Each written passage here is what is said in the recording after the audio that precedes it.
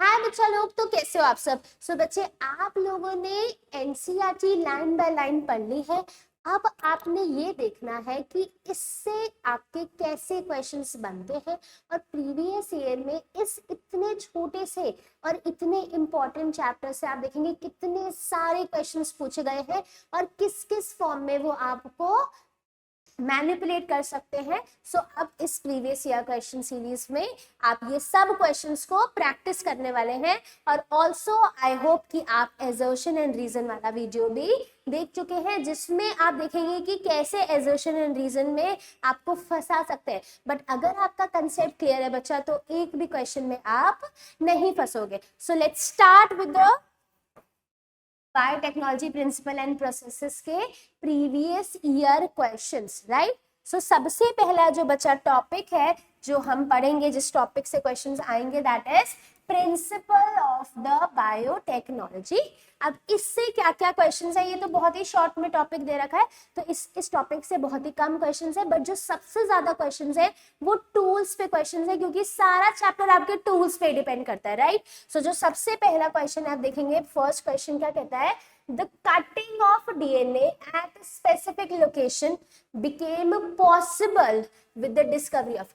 Cutting हो रही है और आपको पता है कटिंग के लिए आपके पास क्या था, रिस्ट्रिक्शन एंडोन्यूक्लियेजेस था। या तो ऑप्शन में रिस्ट्रिक्शन एंडोन्यूक्लियेजेस होगा और अगर नहीं होगा तो रिस्ट्रिक्शन एंजाइम भी लिखा होगा, तो one and the same thing. सबसे पहला ऑप्शन क्या कह रहा है, सेलेक्टेबल मार्कर नहीं, लाइगेजेस तो ग्लू है, जोड़ रहा है, ठीक है, रिस्ट्रिक्शन एंजाइम्स यस, प्रोब्स नहीं, राइट। आपका आंसर क्या हो जाएगा बच्चा, option C, restriction enzyme, and to be very specific that is restriction endonucleases, right. तो ये आपका क्या हो जाएगा, ऑप्शन सी। अगला क्वेश्चन देखते हैं बच्चा। अगला क्वेश्चन कह रहा है, which one of the following techniques made it possible to genetically engineering live organism।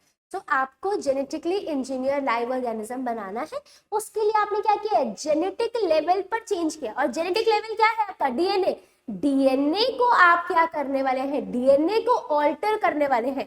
और डीएनए ऑल्टर आपकी कौन सी टेक्निक में होता है, recombinant DNA technique, yes, x ray diffraction no, heavier isotope labelling no, hybridisation no. जब आप डीएनए को change करते हैं, दो डीएनए को कंबाइन करेंगे, उसको हम क्या कहते हैं, कौन सी टेक्नोलॉजी, रिकॉम्बिनेंट डीएनए टेक्नोलॉजी, और RDT, that is recombinant DNA technology. और ये जेनेटिकली इंजीनियर ऑर्गेनिज्म बनाने के लिए यूज होता है, and this comes under modern biotechnology.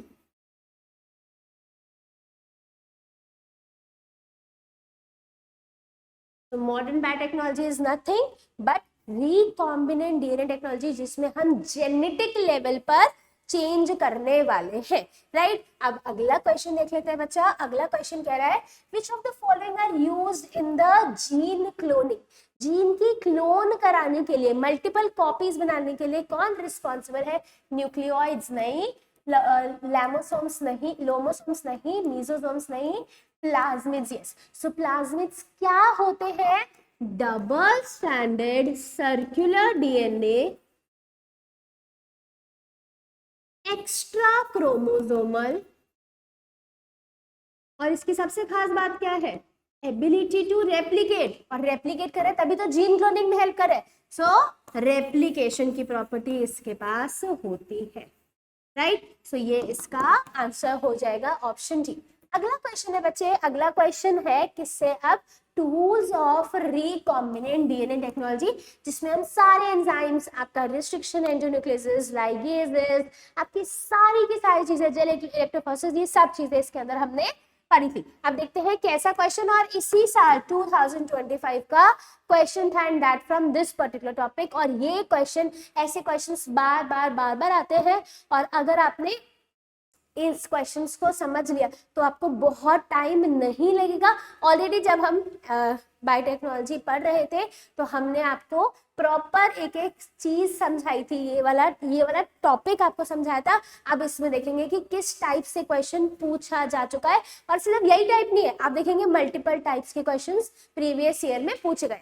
सब देखते हैं क्या, in the below represented plasmid, ये प्लाज्मिड इन्होंने खुद डेवलप किया है। एक हमने पढ़ा था PBR 322 जिसमें आपको ये बताया था, आपको वो लर्न करना था। इसमें आपको लर्न कुछ नहीं करना, इसमें आपको सिर्फ और सिर्फ ये बना के दे दे, it is a given thing, right. So क्या है, alien piece of DNA insert अभी करना है, करा नहीं हुआ, ये याद करना, is inserted at the Eco R1 site, यानी कि इको R1 पे आप अभी इंसर्ट करने वाले हो। सो इको R1 ढूंढेंगे पूरी जगह पे कहाँ लग रखा है, सो इको R1 इज है, यहाँ पर है, ठीक है। और ऑलरेडी उसके पास एक जीन है जिसको ये कोड कर रहा है, और ये चीज है इसके पास, दैट इज बीटा गैलेक्टोसाइडेज। यहाँ पर बीटा गैलेक्टोसाइडेज है already. Which of the following strategies will be chosen to select the recombinant colony? अब आपको ऐसी कौन सी स्ट्रैटेजी है जो चूज करनी पड़ेगी जिससे आप recombinant colonies चूज कर सकते हो? तो आपको बहुत अच्छे से पता है, ये इको R1 यहाँ कट करेगा तो जो भी चीज यहाँ पे होगी वो इंसर्ट की वजह से क्या हो जाएगी, इनएक्टिवेट हो जाएगी। तो बीटा गैलेक्टोसाइडेज जो है वो काम करना बंद कर देगा। अब beta galactosidase will no longer available, beta galactosidase अब यहाँ पर नहीं रहा। तो अब क्या होगा, इसके अंदर यहाँ आपने क्या किया, मान लेते ये था इको R1 साइड से कट किया, अब आपने इसके अंदर क्या एक जीन डाल दिया, कोई भी XYZ जीन, आपने ये जीन ऑफ इंटरेस्ट इसके अंदर एड ऑन कर दिया है, ठीक है। सो अब बीटा गैलेक्टोसाइडेज तो काम नहीं कर रहा है। अब सिंपल है, तो बीटा गैलेक्टोसाइडेज अगर नहीं होगा, और आपको पता है जब हम बीटा गैलेक्टोसाइडेज का सिलेक्शन करते हैं उसकी वजह से, तो हम क्या डालते हैं बच्चे, हम एक क्रोमोजेनिक सबस्ट्रेट यूज करते हैं जिसका नाम है एक्स-गैल। अगर एक्स-गैल बीटा गैलेक्टोसाइडेज होगा तो बीटा तो कौन सा कलर देगा, ब्लू कलर देगा, है ना। अब क्या होगा, इसमें बीटा गैलेक्टोसाइडेज था ऑलरेडी, सो ये कौन सा कलर देगा, अगर अभी तक हमने इसके अंदर कोई भी फॉरेन जीन नहीं डाला है तो ये कौन सा कलर देगा बच्चे, ब्लू कलर देने वाला है। अभी हमने इसके अंदर कुछ नहीं किया, दैट मीन्स ये क्या है आपका, that is your non recombinant. क्या है ये, नॉन रिकॉम्बिनेंट। अभी कोई जीन ऑफ इंटरेस्ट इसके अंदर एड ऑन नहीं हुआ है। पर जैसे ही मैंने अपना एलियन DNA इसके अंदर डाल दिया तो अब बीटा गैलेक्टोसाइडेज फंक्शनल नहीं रहा, और बीटा गैलेक्टोसाइडेज फंक्शनल नहीं रहा सो क्या होगा अब सिचुएशन, एक्स-गैल जब डालेंगे तो बीटा गैलेक्टोसाइडेज नहीं होगा, no beta galactosidase will be there. उसकी जगह कोई जीन होगा जिसका नाम है, हाँ डाल देते हैं एक्स, वाई कर देते हैं, ठीक है। सो वाई होगा उसकी जगह पे, सो ये कौन सा कलर देगा आपको, वाइट कलर देने वाला है, क्योंकि बीटा गैलेक्टोसाइडेज तो नहीं है, बीटा गैलेक्टोसाइडेज होता तो ब्लू कलर देता। सो अब हम देखेंगे आंसर क्या होगा। आपको क्या चूज करना है, आपको रिकॉम्बिनेंट कॉलोनी चूज करनी है। क्या चूज करना है, रिकॉम्बिनेंट कॉलोनी, यानी कि जिसमें gene of interest add on हो चुका है। ब्लू कलर कॉलोनी ये तो बच्चा नॉन रिकॉम्बिनेंट की होगी ना, तो ये क्या हो गया, non recombinant. White colour colony will be selected, yes, क्योंकि बीटा गैलेक्टोसाइडेज वहां से हट गया है और अब कलर कौन सा आएगा, व्हाइट, क्योंकि एक्स-गैल बीटा गैलेक्टोसाइडेज के एब्सेंस में व्हाइट कलर प्रोड्यूस करता है, ठीक है। Blue colonies grow on the ampicillin plate can be selected, नहीं, ब्लू कॉलोनीज तो वैसे भी आपकी क्या होती है, आपकी नॉन रिकॉम्बिनेंट है, वो तो हम आपको सिलेक्ट करनी भी नहीं है, और दूसरा एम्पिसिलिन है ये, ठीक है। सो आपको उसमें से अभी हम, और इसमें हम एम्पिसिलिन और उसका सिलेक्शन नहीं कर रहे, हम सीधा सीधा आपका कैसा सिलेक्शन कर रहे हैं, ब्लू व्हाइट स्क्रीनिंग। और यहाँ पर बच्चे एम्पिसिलिन लिख रखा है, यानी कि एम्पिसिलिन सेंसिटिव नहीं, रेजिस्टेंट ये नहीं है, तो नहीं सेलेक्ट होगा, right. Using ampicillin and tetracycline containing medium plate, so गलत हो जाएगा। टेट्रासाइक्लिन रेजिस्टेंट है पर एम्पिसिलिन पे कुछ भी मेंशन नहीं किया, तो इंफॉर्मेशन बिल्कुल ही इनकम्प्लीट, ना तो रेजिस्टेंस शो किया गया है ना सेंसिटिविटी शो किया है, सो हम इसको सेंसिटिव मान लेते हैं। ठीक है। तो और इस वाले ऑप्शन को हम बिल्कुल भी इंक्लूड नहीं करेंगे। आपको रिकॉम्बिनेंट, और जब आपके पास बीटा गैलेक्टोसाइडेज आ जाता है बच्चे, सो आप उसको सिंपल मैनर में क्या एज्यूम करने वाले हो, ब्लू व्हाइट स्क्रीनिंग। अगर बीटा गैलेक्टोसाइडेज प्रेजेंट होगा तो आप उसको क्या कहोगे, वो ब्लू कलर देगा, और बीटा गैलेक्टोसाइडेज एब्सेंट होगा तो white colonies will be selected. So answer आ जाएगा दैट इज ऑप्शन बी। अगला क्वेश्चन देखते हैं बच्चा। अगला क्वेश्चन भी इसी साल का क्वेश्चन है। आप देखेंगे क्या क्या है क्वेश्चन में। Given below are the two statement. Statement 1, the DNA fragments extracted from the gel electrophoresis can be used in the construction of the recombinant DNA।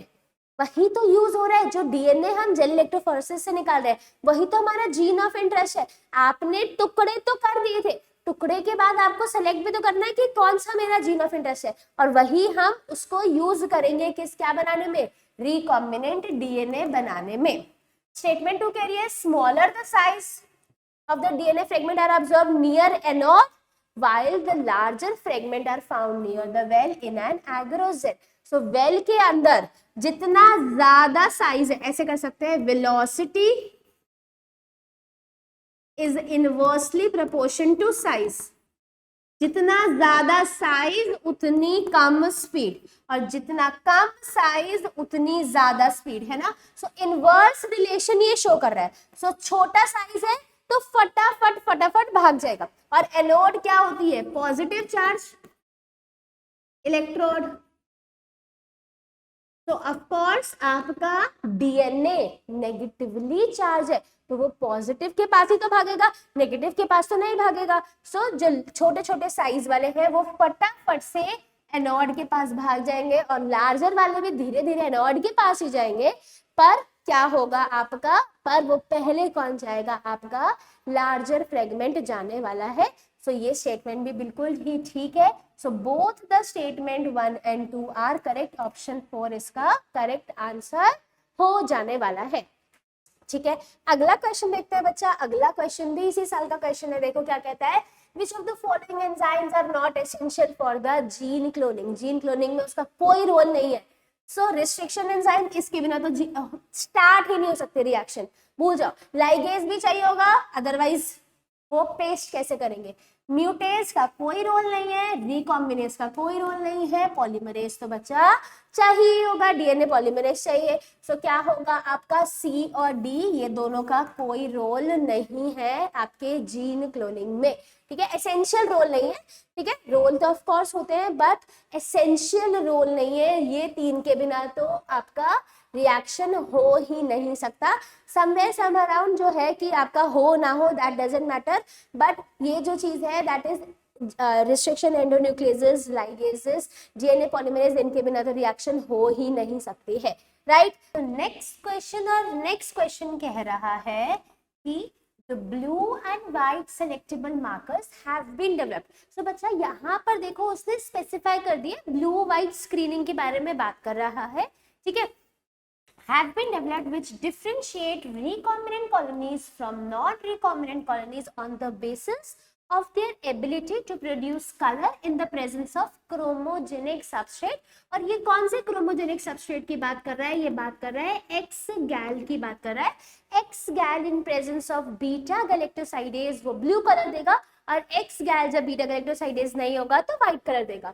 सो अभी की सिचुएशन क्या है कि आपके पास एक प्लाज्मिड है, और इस प्लाज्मिड में यहाँ पर लैक जेड जीन है, और वो कोड कर रहा है किसको, आपके यहाँ पर ये लैक जेड जीन है जो बीटा गैलेक्टोसाइडेज को कोड कर रहा है।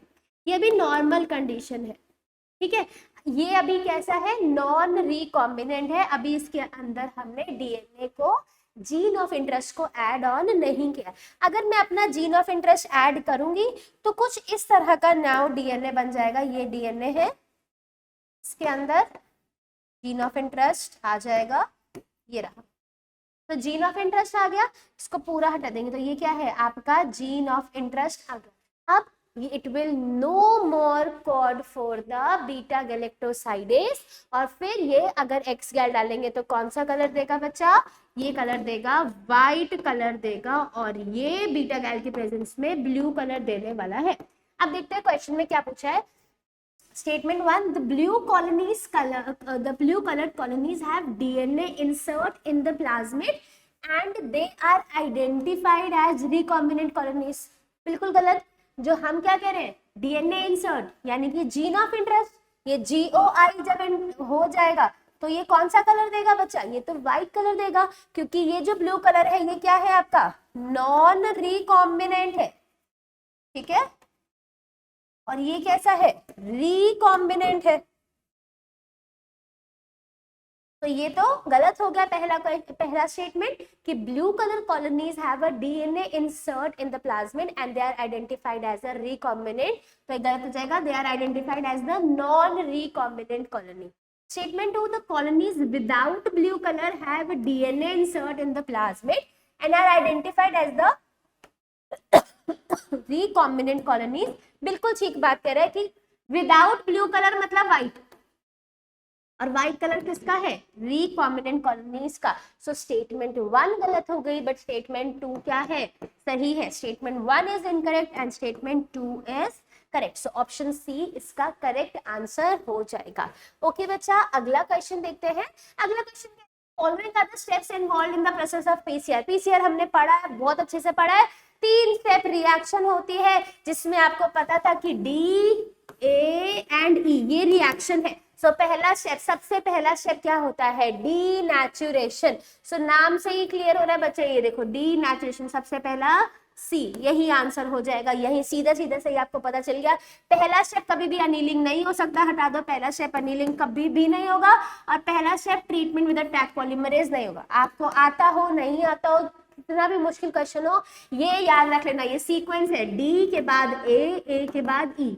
D for denaturation, A for annealing, E for extension। ठीक है, अब देखते हैं कि क्या बोल रहे हैं। denaturation हो गया, that is C। उसके बाद that is annealing, amplification। तो पहले हम ये 3 चीजें डाल देते हैं, annealing एंड फिर extension। ठीक है, ये 3 हो गए। अब देखते हैं कि ये D और B कहाँ कहाँ अप्लाई होगा। एम्प्लीफिकेशन तो बच्चे सबसे लास्ट में होगी, तो सबसे लास्ट स्टेप पे क्या आ जाएगा, डी आ जाएगा, that is amplification. Treatment of tag polymerase and the deoxy nucleotide, और ये बच्चा एक्सटेंशन से पहले होगा और अनीलिंग के बाद होगा। अनीलिंग पे अगर आपको याद था तो हमने क्या बोला था, A for annealing, A for addition of primer, primer का एडिशन होता है, तो addition of primer, right. So D यहाँ आ जाएगा, तो सी के बाद A, D, E and B आपका आंसर ए इसका करेक्ट होगा।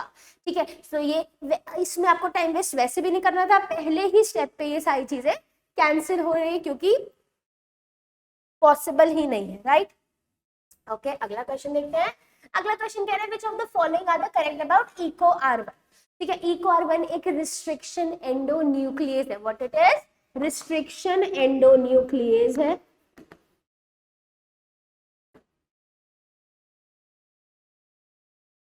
ओके, यानी कि ये कट करेगा बिटवीन, और इसका जो रिकॉग्निशन साइट है, उसका जो पैलिंड्रोमिक सीक्वेंस है वो कैसा है, GAATTC। तो अपोजिट में क्या हो जाएगा, CTTAAG। तो ये कटिंग होगी बच्चा, ये किस किस के बीच में होती है, तो दिस कटिंग G और A के बीच में यहाँ। तो जब ये कट होता है तो ये कौन सा, ये जो कट्स बनते हैं ये एंड्स कौन से बनते हैं, इसको हम क्या कहते हैं, sticky ends. So what we call this as sticky ends. ठीक है, आगे देखते हैं क्वेश्चन में क्या कह रहा है। Cut the DNA with blunt end गलत हो जाएगा, cut the DNA with sticky ends बिल्कुल ठीक बात है। Recognise a specific palindromic sequence, ये पैलिंड्रोमिक सीक्वेंस ये 5 प्राइम टू 3 प्राइम और 3 prime to 5 prime to 3 prime. तो ये पैलिंड्रोमिक सीक्वेंस है, इसी को ही ये रिकॉग्नाइज करेगा, बिल्कुल ठीक है। Cut the DNA between the basis of GNA when encounters with the DNA sequence GAATTC, बिल्कुल ठीक बात है, तो ये भी ठीक हो गया। एक्सोन्यूक्लियस नहीं होता, ये कैसा होता है, एंडोन्यूक्लियस होता है। तो बी सी एंड डी इसका करेक्ट आंसर हो जाएगा, that is option D. B C and D only are the correct one. Incorrect पूछा होता तो ए और ई इसके करेक्ट आंसर्स होते हैं, बट इनमें क्वेश्चन में क्या पूछा हुआ है, इनकरेक्ट पूछा हुआ है, तो option D will be the correct answer. Okay बच्चा, अगला क्वेश्चन देखते हैं। और नेक्स्ट क्वेश्चन क्या कह रहा है, select the restriction endonuclease enzymes whose restriction sites are present for the tetracycline resistance gene in PBR322 cloning vector। और क्लोनिंग वेक्टर प्लाज्मिड जो है आपका ये रहा, यहाँ पर आपका क्या होता है, this is tetracycline resistance gene, और ये क्या है, एम्पीसिलिन रेजिस्टेंस जीन। और इनमें जो क्लोनिंग साइट्स है वो कुछ ये है, that is BAMH1, that is SAL1, ठीक है। यहाँ पे दो रिस्ट्रिक्शन साइट है, और यहाँ पर आपका दैट इज PST1 PVU1। याद रहे बच्चा, एम्पिसिलिन रेजिस्टेंस पे PVU2 नहीं होता, यहाँ पर ROP होता है, उस पे दैट इज PVU2, ठीक है। सो ये कंफ्यूजन रहता है 2 और 1 में, यहाँ पर PVU2 है, यहाँ पे PVU1 है। आपसे क्वेश्चन में टेट्रासाइक्लिन रेजिस्टेंस पूछा है तो आप सीधा सीधा आंसर कर देंगे, टेट्रासाइक्लिन रेजिस्टेंस में क्या आएगा, BAMH1 एंड SAL1।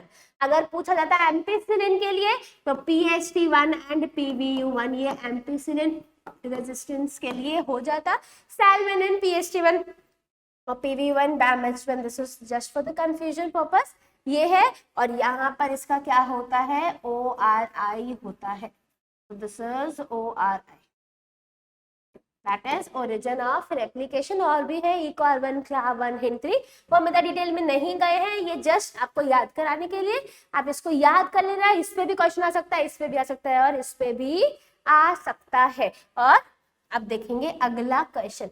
अगला क्वेश्चन कह रहा है, recombinant DNA molecule can be created normally by cutting the vector DNA and the source DNA respectively with। तो अब आप एकदम कंफ्यूजन में आ जाओगे कि ये क्वेश्चन में पूछ क्या लिया, कि हम सोर्स डीएनए को कट करें और वेक्टर डीएनए, ऐसा तो कुछ स्पेसिफाई किया नहीं है बच्चा। एक चीज मैंने आपको पढ़ाते वक्त भी स्पेसिफाई करी थी, जब हम पढ़ रहे थे एनसीईआरटी लाइन बाय लाइन, तो उसमें भी तब आपको ये बताया गया था कि जो जीन ऑफ इंटरेस्ट जिस सीजर से कटेगा वही सेम सीजर्स वेक्टर को कट करने के लिए यूज की जाएगी, अलग अलग यूज नहीं होंगे। तो आपको सिंपल इसमें ये ढूंढना है कि कौन से दोनों सिमिलर रिस्ट्रिक्शन एंडोन्यूक्लियसेस होंगे, वो आप इसका आंसर मार्क कर देंगे। HIND2 सही है, HIND2 ALU1 नहीं, HIND2 ECOR1 no, HIND2 BAMH1 no. सो आंसर क्या हो जाएगा, HIND2 एंड HIND2। अब यहाँ पर HIND2 HIND3 होता तो भी गलत हो जाता, सेम रिस्ट्रिक्शन एंडोन्यूक्लियस होना चाहिए। दोनों जब तक सेम से कट नहीं करेंगे तब तक रिकॉम्बिनेंट डीएनए नहीं बन पाएगा। So this is the primary condition that restriction the source DNA and the vector DNA should be cut from the same restriction endonuclease, right? अगला क्वेश्चन देखते हैं बच्चा। अगला क्वेश्चन कह रहा है, in a chromosome there is a specific DNA sequence responsible for initiating replication। बच्चा यहाँ पर स्पेसिफाई कर दिया है कि हमें इनिशिएट करानी है रेप्लिकेशन, तो ये आप आंख बंद करके याद करेगा, दैट इज ORI, इनिशिएट कराना, यानी कि उसका ओरिजिन में होना चाहिए, that is origin of replication, ठीक है। So this is origin of replication, that is the ORI site, option D will be the correct answer, right. अगला क्वेश्चन देखते हैं बच्चा। अगला क्वेश्चन कह रहा है, the TI plasmid by agrobacterium tumefaciens stands for. TI का मतलब होता है ट्यूमर इंड्यूसिंग। तो देखते हैं कौन सा ऑप्शन, ट्यूमर इंड्यूसिंग प्लाज्मिड बिल्कुल ठीक है। टेम्परेचर इंडिपेंडेंट गलत हो जाएगा, ट्यूमर इनहिबिटिंग नहीं, ट्यूमर तो कराता है यानी कि इंड्यूसिंग है, राइट। ट्यूमर इंडिपेंडेंट नो, तो क्या हो जाएगा, option A tumour inducing plasmid. Okay बच्चा, अगला क्वेश्चन। अगला क्वेश्चन कह रहा है, the following diagram showing restriction sites in E. coli cloning vector PBR322 find the role of X and Y. अब बच्चा अगर आपको एक्स और वाई जीन पता ही नहीं, एक्स और वाई पता ही नहीं है क्या है, तो आप ये क्वेश्चन कभी अटेम्प्ट नहीं कर सकते। तो बट आपको ये पता है, आपने बहुत अच्छे से लाइन बाय लाइन एनसीईआरटी पढ़ी है, so you know this is the PBR 322 vector. और ये जो एक्स है ये क्या है, ORI सीक्वेंस है, that is the origin of replication, जिसका काम होता है कॉपी नंबर कंट्रोल करना और रेप्लिकेशन को इनिशिएट करना, दोनों में से कोई भी काम होते हैं। और दूसरा जहाँ पे ये PVU2 है और this is your ROP repressor of primer, that is ये प्रोटीन्स बनाता है जो रेप्लिकेशन में यूज होते हैं। तो X क्या है, ORI, so gene X is for protein involve in the replication, गलत हो जाएगा, प्रोटीन इन्वॉल्व नहीं, ये Y की बात कर रहा है। उसके बाद gene X is responsible for recognition site, Y is for no. The gene X is responsible for resistance to antibiotic and Y for protein involved in the replication. ये भी गलत हो जाएगा, resistance to antibiotics आपके ये होते हैं, right? ये आपके यहाँ पे जीन्स प्रेजेंट होते हैं, ये रिकॉग्निशन साइट्स है। उसके बाद the gene X is responsible for controlling the copy number of linked DNA. So control करना कॉपी नंबर कौन करता है, ORI, and Y for protein involved in the replication of the plasmid. So Y उसके लिए involve करेगा, that is option D इसका correct answer हो जाएगा, राइट। ORI X ORI है, that is origin of replication. उसके दो काम है, पहला काम उसका इनिशिएट कराना रेप्लिकेशन, और दूसरा बहुत इंपॉर्टेंट कॉपी नंबर कंट्रोल कराना, राइट। ओके बच्चे, अगला क्वेश्चन कह रहा है what is the fate of a piece of DNA carrying only gene of interest which is transferred into alien. So जो DNA है वो होस्ट के अंदर जा रहा है, तो उसका फेट क्या है। पहली चीज अगर हम बात करेंगे, सो हमने ये जब एनसीईआरटी पढ़ रहे थे तो हमने देखा था ये DNA ये होस्ट ऑर्गेनिज्म है, और होस्ट ऑर्गेनिज्म के अंदर ये DNA जो है अंदर जा रहा है। या तो ये जो DNA अंदर जाएगा, या तो इस फॉर्म में जाएगा, या तो फिर आपका ये वेक्टर फॉर्म में जाएगा, ये वेक्टर फॉर्म में जाएगा। इसके पास और जो आपका होस्ट DNA है उसके पास अपना खुद का भी तो क्रोमोसोम है, या तो ये उसके साथ इंटीग्रेट कर जाएगा, या फिर दूसरी सिचुएशन ये खुद से, जनरली खुद से मल्टीप्लाई नहीं करता, but if they have the ability तो ये खुद से क्लोन करने लग जाएंगे, खुद से मल्टीप्लाई। बट ऐसा नहीं होगा कि करेगा ही करेगा, हमेशा करेगा, ठीक है। The piece of DNA would be able to multiply itself independently in the progeny cells of the, गलत हो गया ना, इंडिपेंडेंटली नहीं, तो वो अंदर जाएगा, मल्टीप्लाई करेगा, या फिर इंटीग्रेट करेगा। It may gate integrated into genome, बिल्कुल ठीक है, इंटीग्रेट कर जाएगा, या फिर इट मे मल्टीप्लाई, खुद से मल्टीप्लाई कर जाएगा, and B inherited along with the host DNA, दोनों में से कोई भी हो सकता है, तो ये भी ठीक है। Alien piece of DNA is not an integral part of the chromosome, अगर वो उसके अंदर इंटीग्रेट करेगा तो उसका इंटीग्रल पार्ट होगा, फॉर श्योर होगा। It shows ability to replicate, तो ये भी क्या हो जाएगा, ठीक है। सो आपका फेट क्या हो जाएगा, that is your B and C only, option A इसका करेक्ट आंसर हो जाएगा, एज इट इज एनसीईआरटी की लाइन है ये, ठीक है बच्चा। अगला क्वेश्चन देखते हैं। अगला क्वेश्चन कह रहा है hind two always cuts the DNA molecules at a particular point known as recognition sequence and it consists of, NCERT की लाइन है बच्चा, इसके अंदर कितने बेस पेयर्स होते हैं, 6 बेस पेयर्स होते हैं, 6B पे इसका करेक्ट आंसर हो जाएगा। ओके बच्चा, अगले क्वेश्चन पर आते हैं, और अगला क्वेश्चन कह रहा है Which of the following can act as a molecular scissors? तो molecular scissors कौन होते हैं आपके, restriction endonucleases, अगर उसको और ज्यादा ब्रॉडली कैरेक्टराइज किया जाता है तो वो कैसे आता है, restriction enzyme, exonucleases and endonucleases। तो या तो ऑप्शन में restriction endonucleases हो या फिर enzymes हो, तो आप दोनों मार्क कर दोगे, और अगर प्रायोरिटी पे है रिस्ट्रिक्शन एंडोन्यूक्लियस और एंजाइम्स, आप रिस्ट्रिक्शन एंडोन्यूक्लियसेस को मार्क करने वाले हो।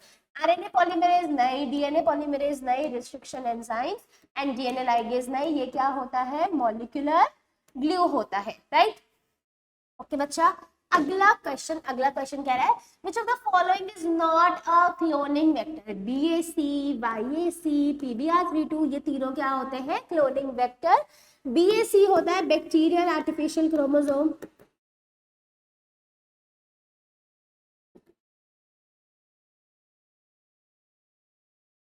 YAC क्या होता है? East artificial chromosome, Y for east, ठीक है। और प्रोब क्या होता है? एक क्लोनिंग वेक्टर नहीं होता है। सो आपका ऑप्शन डी इसका क्या हो जाएगा? करेक्ट आंसर हो जाएगा, ठीक है। Upon exposure to UV radiation DNA stain with ethidium bromide. So ये जेल इलेक्ट्रोफोरेसिस का लास्ट स्टेप जिसमें हम क्या करते हैं? डीएनए जो है जिसमें जीन ऑफ इंटरेस्ट है उसमें हम डाई डालते हैं आपके उसमें, दैट इज इथिडियम ब्रोमाइड, और यूवी रेडिएशंस देते हैं और फिर वो ब्राइट ऑरेंज कलर का बैंड देते हैं। अगर आप इसको विजिबल लाइट में देंगे तो कोई बैंड्स नहीं दिखेंगे, तो फिर आप कट नहीं कर पाएंगे डीएनए को। तो ये ब्राइट ऑरेंज कलर का बैंड, ब्राइट रेड नहीं, ब्राइट ब्लू नहीं, ब्राइट येलो नहीं, it's a bright orange. NCERT की लाइन है, ब्राइट ऑरेंज कलर का बैंड जो है वो मिलेगा, ठीक है। ओके, अगला question. In the gene gun method used to introduce a DNA into host cell, microparticle metals are used. So tungsten और gold use किया जाता है, सिल्वर नहीं, कॉपर नहीं, जिंक नहीं, टंगस्टन और गोल्ड यूज किया जाता है। ऑप्शन डी इसका करेक्ट आंसर एनसीईआरटी की एज इट इज लाइन है, right. Okay, which one of the following statement is not true regarding a gel electrophoresis technique? Bright orange color bands of DNA can be observed in the gel when exposed to UV light. बिल्कुल सही बात है। The process of extraction of separated from the gel is known as elution. Cut करके निकालते, that is the elution. बिल्कुल ठीक बात है। The separated DNA fragments are stained by using ethidium bromide. ये भी बिल्कुल ठीक बात है। The presence of chromogenic substrates give blue color DNA bands. नहीं बच्चा, ये नहीं होता है। इथिडियम ब्रोमाइड डालने पर ब्राइट ऑरेंज कलर का बैंड आता है। ये जो क्रोमोजेनिक सबस्ट्रेट ये बात कर रहा है ब्लू व्हाइट स्क्रीनिंग की, वो ब्लू कलर देता है। ब्लू व्हाइट स्क्रीनिंग एक्स गैल की प्रेजेंस में, एक्स गैल plus beta galactosidase will give you blue colour colonies. तो वो आपको कलर पे कंफ्यूज कर रहा है, बट आपको याद रखना है कि ब्राइट ऑरेंज कलर का बैंड मिलेगा। तो ऑप्शन डी इनकरेक्ट हो जाएगा, बाकी तीन जो है आपकी करेक्ट स्टेटमेंट्स है। ओके बच्चा, अगला क्वेश्चन देखते हैं। Given below are two statements. One is labeled as assertion and another is labeled as the reason. Are assertion polymerase chain reaction is used in DNA amplification. बिल्कुल ठीक बात है। Ampicillin resistance gene is used as a selectable marker to check transformation. ये भी बिल्कुल ठीक बात है, पर इन दोनों का ही एक दूसरे से दूर दूर तक कोई लेना देना नहीं है। तो assertion and reason are true, but reason is not the correct explanation of assertion. So both A and R are correct, but reason is not the correct explanation of assertion. ठीक है, सो ये इसका करेक्ट आंसर हो जाएगा। Okay बच्चा, अगला question देखते हैं। अगला क्वेश्चन कह रहा है in the following palindromic base sequence of DNA which one can be cut easily by a particular restriction enzyme. आपको ये जो कटिंग होती है किसके थ्रू होती है? That is because of the जो सीक्वेंस है उसका नाम क्या है? Palindromic sequence.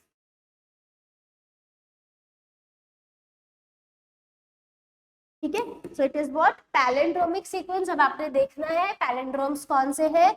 सो 5 प्राइम से 3 प्राइम सिमिलर होना चाहिए। 5 prime 3 prime, 5 prime and the 3 prime. तो GTATTC, इसका अपोजिट क्या है? CATAAG।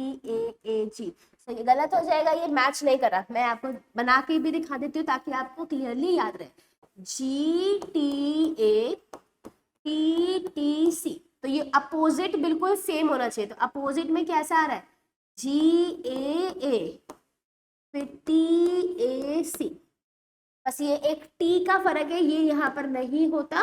तो आपका जी और यहाँ पर इसका, ये दोनों चीज जो हो गई गलत हो गई, तो इसकी वजह से ये पैलिंड्रोम नहीं है, तो ये सीक्वेंस रिकॉग्नाइज नहीं होगा। नेक्स्ट देखते हैं क्या कह रहा है, GATACT, इसका जो कॉम्प्लीमेंट्री सीक्वेंस बन रहा है वो क्या बन रहा है, दैट इज CTAGTGA।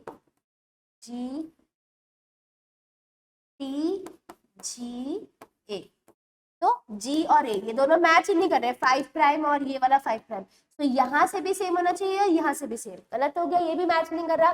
थर्ड देखेंगे, थर्ड क्या कह रहा है, GAATTC, और इधर देखेंगे GAATTC, बिल्कुल मैच कर रहा है इधर से भी और इधर से, तो ये क्या हो जाएगा, करेक्ट हो जाएगा, that is C option. Fourth भी देख लेते हैं क्या है, CTC AGT, ये डी ऑप्शन है, और फिर इसका कॉम्प्लीमेंट्री GAGTCA, इधर सी और इधर ए मैच ही नहीं कर रहा है कोई भी, सो क्या हो जाएगा, ऑप्शन सी इसका करेक्ट आंसर हो जाएगा। ओके बच्चा, अगला क्वेश्चन देखते हैं। अगला क्वेश्चन स्टेटमेंट बेस्ड क्वेश्चन है, और क्वेश्चन क्या कह रहा है, given below are two statement, statement 1, restriction endonucleases recognize specific sequence to cut the DNA is known as palindromic nucleotide sequence, जहां से वो कट करेगा तो वो should be palindromic sequence वहां पर होनी चाहिए, बिल्कुल ठीक बात है। Statement 2, restriction endonuclease cut the DNA little away from the center of the palindromic site, बिल्कुल ठीक है, but between the same two bases of the opposite strands this leaves single stranded portion at the ends। तो बच्चा यहाँ पर ये जो option statement 2 है वो करेक्ट है। सो ये दोनों एनसीईआरटी की एज इट इज लाइन है, तो ये भी करेक्ट, ये भी करेक्ट, तो क्या हो जाएगा, both the statement 1 and 2 are correct, option B हो जाएगा करेक्ट। सी वाला इनकरेक्ट है, बट हमारी दोनों स्टेटमेंट्स करेक्ट है, और इसीलिए हम इसको क्या कह रहे हैं, आप हम चूज करेंगे ऑप्शन बी। आप ये वाला जो स्टेटमेंट है इसको कुछ यहाँ पे इससे देखेंगे ताकि आपको और अच्छे से क्लियर हो जाए ये स्टेटमेंट। तो वो क्या कह रहा है, कट द डीएनए अवे, तो थोड़ा सा आगे गए, यहाँ पर उसने कट लगाया, ठीक है, और centre of the palindromic but between the same two bases, यहाँ पे भी जीए और यहाँ पे भी जीए के बीच में ही कट लगा है, इसीलिए ये स्टेटमेंट क्या हो जाएगा, करेक्ट। ओके बच्चा, अगला क्वेश्चन देखते हैं। अगला क्वेश्चन कह रहा है which of the following is not a desirable feature of the cloning vector. So cloning vector का ऐसा कौन सा फीचर है जो वो डिजायरेबल कैरेक्टर नहीं है। प्रेजेंस ऑफ 2 और मोर रिकॉग्निशन साइट, बिल्कुल ही गलत बात है, होनी चाहिए, मोर और लेस प्रेफरेबली 1 रिकॉग्निशन साइट होनी चाहिए, जिससे कंबर्सन प्रोसेस ना हो, मल्टीपल फ्रेगमेंट्स ना बने, मल्टीपल फ्रेगमेंट्स बनते हैं तो प्रोसेस अच्छे से नहीं हो पाता है। Presence of origin of replication, बिल्कुल अच्छी बात है, प्रेजेंस ऑफ मार्कर जीन होना चाहिए, presence of single restriction enzyme site, ये भी बिल्कुल ठीक है। तो 2 और मोर रिकॉग्निशन साइट एनसीईआरटी बिल्कुल मना करती है, और इसमें साफ सुथरे शब्दों में लिख रखा है कि इट शुड बी सिंगल एक ही साइड, बहुत कम होनी चाहिए, प्रेफरेबली 1 रिकॉग्निशन साइट होनी चाहिए कि मल्टीपल फ्रेगमेंट्स ना बने। ओके बच्चे, अगला क्वेश्चन, अगला क्वेश्चन कह रहे हैं DNA strand in the gel stained with ethidium when viewed under the UV appear as, बार बार ये क्वेश्चन आएगा और आपको बस इसको ऐसे याद रखना है कि that is bright orange colour का बैंड, ऑप्शन सी इसका करेक्ट आंसर हो जाएगा। अगला क्वेश्चन कह रहा है a specific recognition sequence identify the endonuclease to make cuts at a specific position. ये भाई यही स्टेटमेंट कभी पूरी लिखी जाती है, कभी इसका ऑप्शन पूछा जाता है, तो ये क्या होता है, पॉली ए टेल सीक्वेंस नहीं, डीजेनरेट प्राइमर सीक्वेंस नहीं, ओकाजाकी सीक्वेंस नहीं, पैलिंड्रोमिक न्यूक्लियोटाइड सीक्वेंस इसका करेक्ट आंसर हो जाएगा, that is option D. Okay बच्चा, अगला क्वेश्चन कह रहा है identify the wrong statement with regard to restriction enzyme. Restriction enzymes के लिए इनकरेक्ट बात हमें बतानी है। Each restriction enzyme functions by inspecting the length of a DNA sequence, बिल्कुल ठीक बात है, यही करता है वो। They cut the strands of a DNA at a palindromic site, अभी पढ़ा, बिल्कुल ठीक है। They are useful in genetic engineering, इसके बिना काम हो ही नहीं सकता। Sticky ends can be joined by using DNA ligase, तो ये बिल्कुल ही गलत बात हो गई, रिस्ट्रिक्शन एंजाइम्स की बात कर रहे हैं और यहाँ वो DNA ligase बोल रहा है, सो यहीं से आपको समझ आना चाहिए कि बिल्कुल ही गलत स्टेटमेंट है, ऑप्शन डी इसका करेक्ट आंसर हो जाएगा। ठीक है बच्चा, आगे पढ़ते हैं। आगे कह रहा है 29 question, choose the correct pair from the following.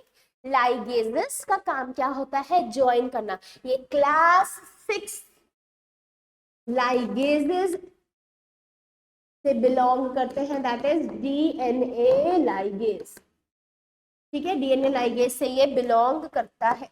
ठीक है, polymerase break the DNA into the fragment, बिल्कुल गलत बात हो गई। Nuclease separates the two strands of the DNA, no. Exonuclease make cut at specific within the DNA, नहीं, ये तो एग्जिट पॉइंट से कट करता है। तो क्या हो जाएगा? Ligases join the two DNA molecule. तो ये जो हमारा वेक्टर डीएनए है और जो हमारा जीन ऑफ इंटरेस्ट है वो किससे जुड़ता है? ये हमारा डीएनए लाइगेज से ही तो जुड़ता है। तो join the two DNA molecule.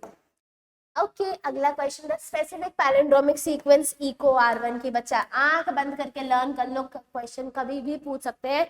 सो सीधा सीधा इको R1 की लोकेशन वो याद रखना, GAATTCCTTAAG।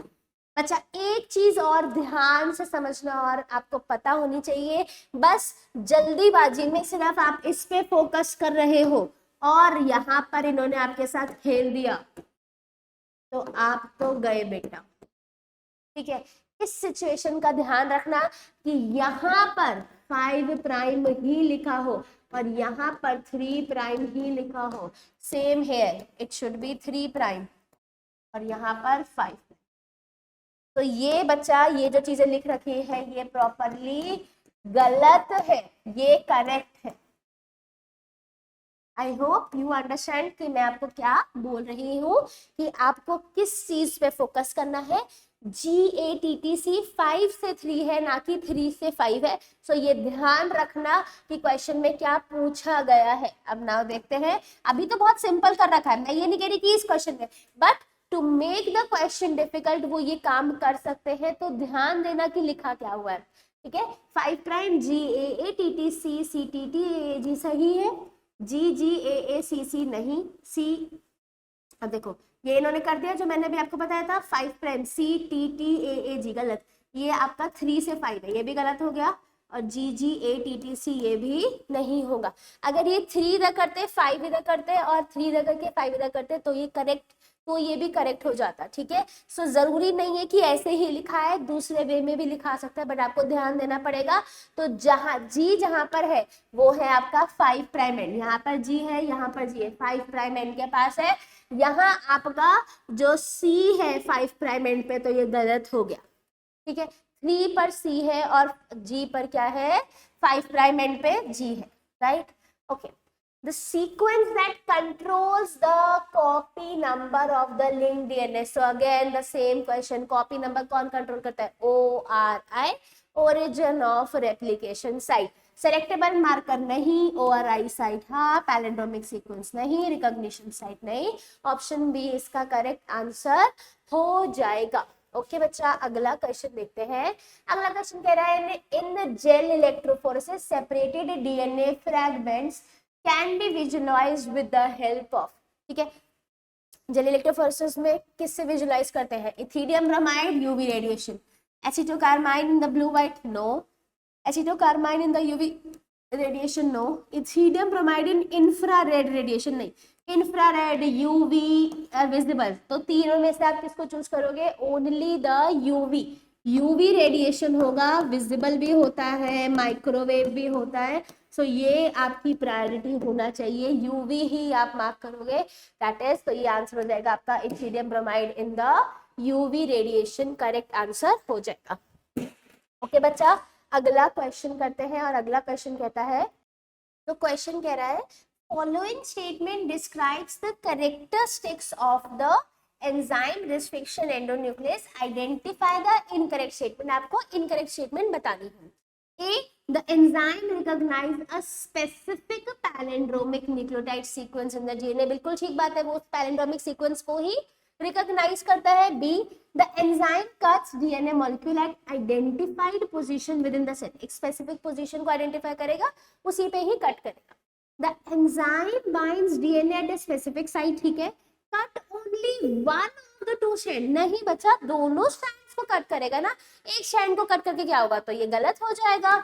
डी कह रहा है the enzyme cut the sugar phosphate backbone at the specific site on the each strand, दोनों स्ट्रैंड्स में कटिंग होगी ना कि एक स्ट्रैंड पे, तो ऑप्शन क्या हो जाएगा, ऑप्शन सी करेक्ट आंसर हो जाएगा।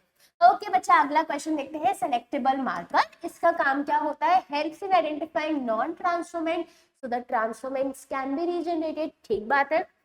आगे देखते हैं, identify the gene for the desired train, गलत हो जाएगा, जीन आइडेंटिफाई करने के लिए सेलेक्टेबल मार्कर नहीं होते, हमें ये बताने के लिए सेलेक्टेबल मार्कर होते हैं कि कौन सा ट्रांसफॉर्मेंट है, कौन सा नॉन ट्रांसफॉर्मेंट है, कौन सा रिकॉम्बिनेंट है, कौन सा नॉन रिकॉम्बिनेंट है। Identify the suitable vector for transformation in a specific crop, गलत हो जाएगा। Mark gene on a chromosome for isolation using restriction enzyme, so गलत हो जाएगा। Option A help in eliminating the non transformant, और फिर हम ट्रांसफॉर्मेंट्स को रीजनरेट कर लेते हैं। अगला क्वेश्चन कह रहा है, given below are four statement pertaining to separation of the DNA fragments using the gel electrophoresis, identify the incorrect statement. पहला ऑप्शन क्या कह रहा है, आपको ढूंढना क्या है, incorrect statement. DNA is negatively charged, so it is loaded on the gel towards the anode terminal. Anode तो पॉजिटिवली चार्ज होता है, तो एनोड की तरफ ये भागता है, तो उसकी तरफ हम लोड नहीं करते, हम कैथोड की तरफ लोड करते हैं। DNA fragments travel along the surface of the gel whose concentration does not affect the movement of the DNA, तो ये भी क्या हो जाएगा आपका गलत हो जाएगा, ठीक है। Smaller the size of DNA larger is the distance it travels through, तो ये बिल्कुल ठीक बात है। सो ये क्या हो जाएगा आपका सही, क्योंकि जो आपका जो वेलोसिटी होती है is inversely proportion to size, more the size less with the velocity, so smaller the size larger the distance, so फटाफट distance वो कवर करेगी, तो थर्ड बिल्कुल ठीक है। Pure DNA can be visualised directly by exposing, no direct exposure तो हो ही नहीं सकता, रीजन बीइंग क्योंकि इथीडियम ब्रोमाइड उसके अंदर डालना है, तो ये भी गलत हो गया। सो क्या हो जाएगा, 1 गलत है, 2 गलत है, 4 गलत है, 1 2 एंड 4 आपका इनकरेक्ट स्टेटमेंट हो जाएगा, ओनली 3। अगर आपको बाकी में डाउट भी आ रहा है तो आप ये देख सकते हैं कि आपका ये वाला जो स्टेटमेंट है दैट इज 3, ये तो बिल्कुल ही 100% आपका करेक्ट है, तो एलिमिनेट कर देंगे। 3 इसमें भी आ रहा है, 3 इसमें भी आ रहा है, 3 इसमें भी आ रहा है, सो ये तीनों तो ऑप्शन वैसे भी नहीं हो सकते, आंसर क्या हो जाएगा, ऑप्शन डी। ओके बच्चा, अगला क्वेश्चन कह रहा है that is which of the following is commonly used as a vector for introducing a DNA into the human lymphocyte?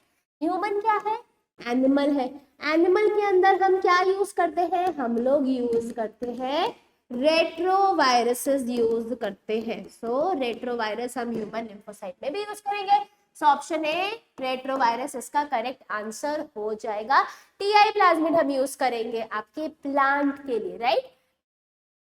अगला क्वेश्चन देखेंगे, अगला क्वेश्चन कह रहा है the DNA fragment separated on an agarose gel can be visualized so after staining with your ethidium bromide, बार बार ये question आ रहा है, आप देख रहे हैं, सो ये आपके क्वेश्चन आने की इसकी भी प्रोबेबिलिटी बहुत ज्यादा है, इस साल इस पे भी क्वेश्चन आ सकता है। ओके बच्चा, अगला question, DNA fragments are negatively charge, of course phosphate की वजह से, न्यूट्रल नो, इधर पॉजिटिवली और negatively charge no, positively charge no, इसका क्या आंसर हो जाएगा, option A DNA fragments are negatively charge और हाइड्रोफिलिक होते हैं। ठीक है, आगे पढ़ते हैं अगला question, a gene whose expression helps to identify transformed cell, तो यानी कि आपको आइडेंटिफाई करना है ट्रांसफॉर्म सेल, सो आइडेंटिफिकेशन के लिए it is always the transform cell को that is the selectable marker.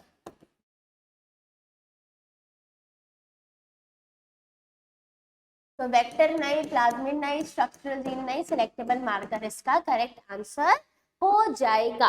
Okay बच्चा, अगला क्वेश्चन कह रहा है अगेन जेल इलेक्ट्रोफोरेसिस पे क्वेश्चन है, या तो कहां से कहां मूव करेगा, या कौन से कलर के बैंड, या यूवी रेडिएशन, इससे बाहर कुछ नहीं आता। What is the criteria for DNA fragment movements on the agarose gel during a gel electrophoresis. The smaller the fragment size, the farther it moves. बिल्कुल ठीक बात है. Size is inversely proportion to the, sorry, velocity is inversely proportion to the size. Velocity is inversely proportion to size. ठीक है. Positively charged fragment move to farther end. बिल्कुल गलत. Negatively भागेगा. Do not move. Negatively charged fragment do not move. बिल्कुल ही गलत बात है. Negative तो भाग रहा है. The larger the fragment, the farther it is moved. No, तो velocity is inversely proportion to size. ये याद रखना और क्वेश्चन आपसे within a fraction of second solve हो जाएगा. ओके, आगे पढ़ते हैं. आगे कह रहा है a foreign DNA in the plasmid cut by the same restriction endonuclease can be joined to form. आप पहला क्वेश्चन आया था कि दो सेम उससे कटेंगे, है ना. अब कह रहा है कि कटे सेम है पर जुड़ेंगे किससे. जुड़ने के लिए एक ही एंजाइम है हमारे पास, that is DNA ligases. DNA ligase लिखा हुआ है, लाइगेसेस एक ही बात है. इको R1 नहीं, टैग पॉलीमरेज नहीं, पॉलीमरेज 3 नहीं. ऑप्शन डी इसका करेक्ट आंसर हो जाएगा. ओके बच्चा, अगला क्वेश्चन. अगला क्वेश्चन कह रहे हैं which of the following restriction produces the blunt end. सो ये बच्चा याद करने वाला क्वेश्चन है. इको R5 ब्लंट एंड, बाकी ये तीनों स्टिकी एंड्स बनाते हैं.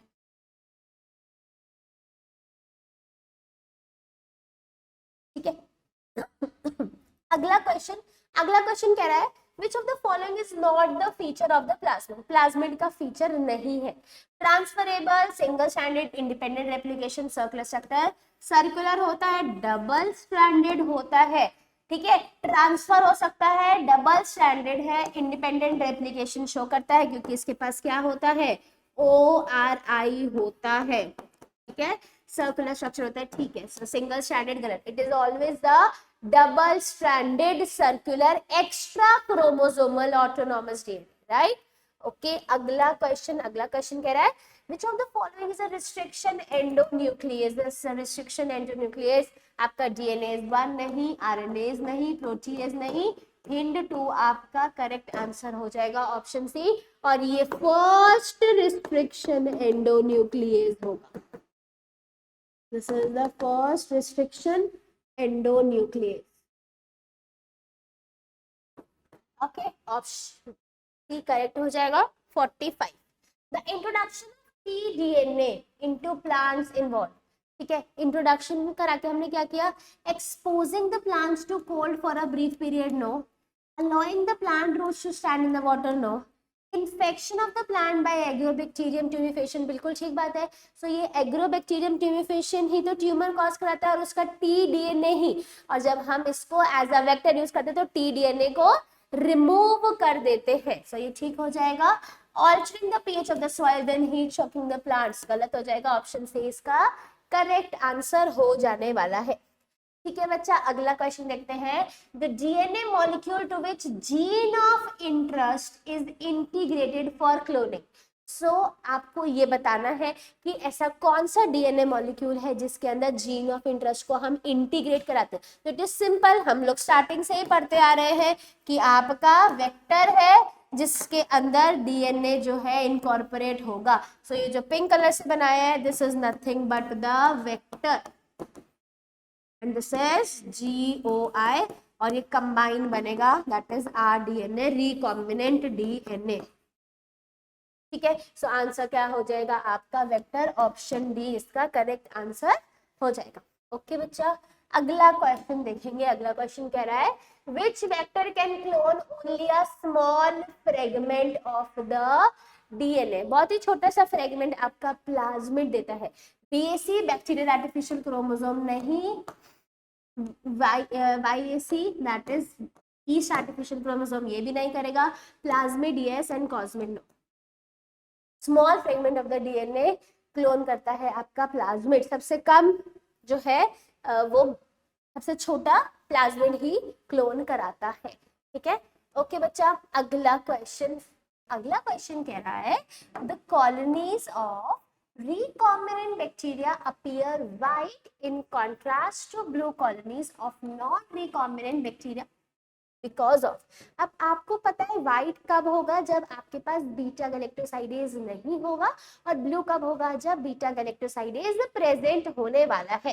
ठीक है, तो जब आपका बीटा गैलेक्टोसाइडेज एब्सेंट है, यानी कि यहाँ पर आपका gene of interest add on हो चुका है, gene of interest has been add on, तो क्या हो जाएगा, ये क्या बन गया आपका रिकॉम्बिनेंट डीएनए बन चुका है, और रिकॉम्बिनेंट डीएनए बन गया तो कौन सा कलर देने वाला है, व्हाइट कलर, और इसमें क्या हो गया, इंसर्शनल इनएक्टिवेशन हो गया है।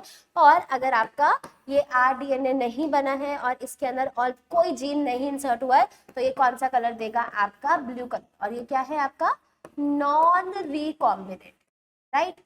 अब बेटा इसमें थोड़ा सा गड़बड़ है, और वो गड़बड़ क्या है मैं आपको बताती हूँ। पहली बात तो आपको ये बताना है कि रिकॉम्बिनेंट क्यों व्हाइट है, और आपका इसका एक्सप्लेनेशन देना है। सो क्वेश्चन कह रहा है insertional inactivation of alpha galactosidase in recombinant bacteria. तो बच्चे आइडियली आंसर क्या होना चाहिए था, बीटा, बट यहाँ पर अल्फा दे रखा है और यही करेक्ट आंसर होता। ठीक है, और यही करेक्ट आंसर है। हम लोग जल्दीबाजी में क्या सोचेंगे कि यार ये तो अल्फा है तो गलत हो गया, आई एक्चुअली में बीटा ही होगा और वही करेक्ट है, बट अगर अल्फा भी दिया हुआ है तो हम इसको करेक्ट कंसिडर कर सकते हैं, राइट। तो इसीलिए ये सही आंसर होगा। बट और देखते हैं, इनएक्टिवेशन ऑफ ग्लाइकोसाइडेज एंजाइम, ये तो गलत ही हो गया। In non recombinant bacteria containing beta galactosidase, तो ये ठीक है, पर क्वेश्चन में आपसे व्हाइट के बारे में पूछा है, ना कि नॉन रिकॉम्बिनेंट के बारे में पूछा है। सो इसीलिए ये गलत हो गया, अदरवाइज ये सही होता। और insertion in activation of alpha galactosidase in a non recombinant bacteria, तो ये तो गलत हो ही गया। इंसर्शनल इनएक्टिवेशन हमेशा रिकॉम्बिनेंट डीएनए में होता है, तो ना कि आपके नॉन रिकॉम्बिनेंट में, तो ये गलत हो जाएगा। तो आंसर क्या हो जाएगा, ऑप्शन ए।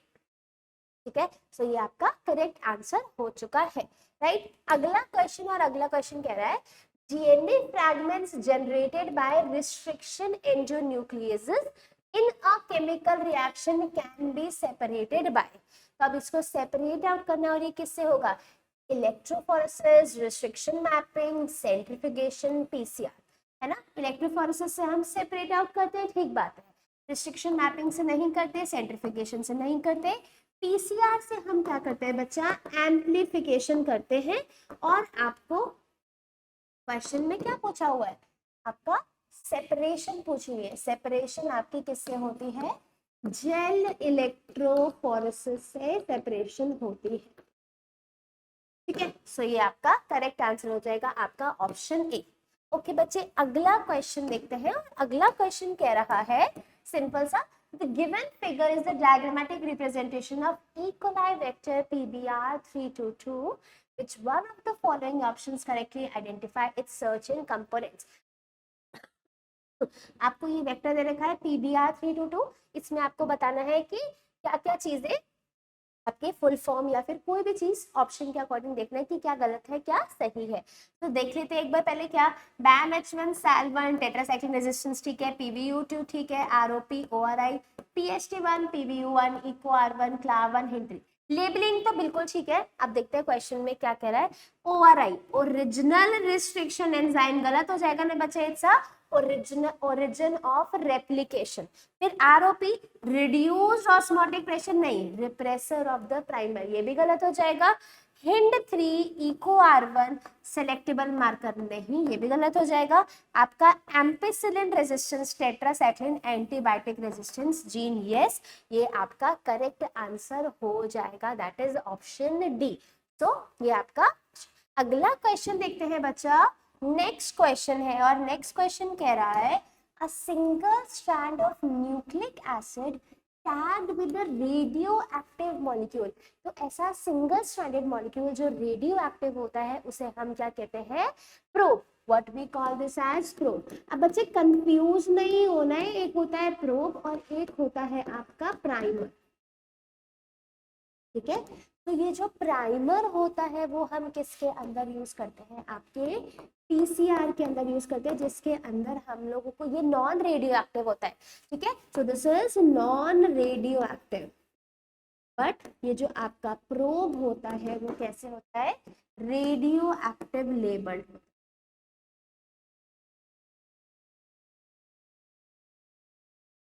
होता ये भी सिंगल स्टैंडर्ड है, होता वो भी सिंगल स्टैंडर्ड है, वो फर्क नहीं है, बट ये टैग होता है किससे, रेडियो एक्टिव मॉलिक्यूल से।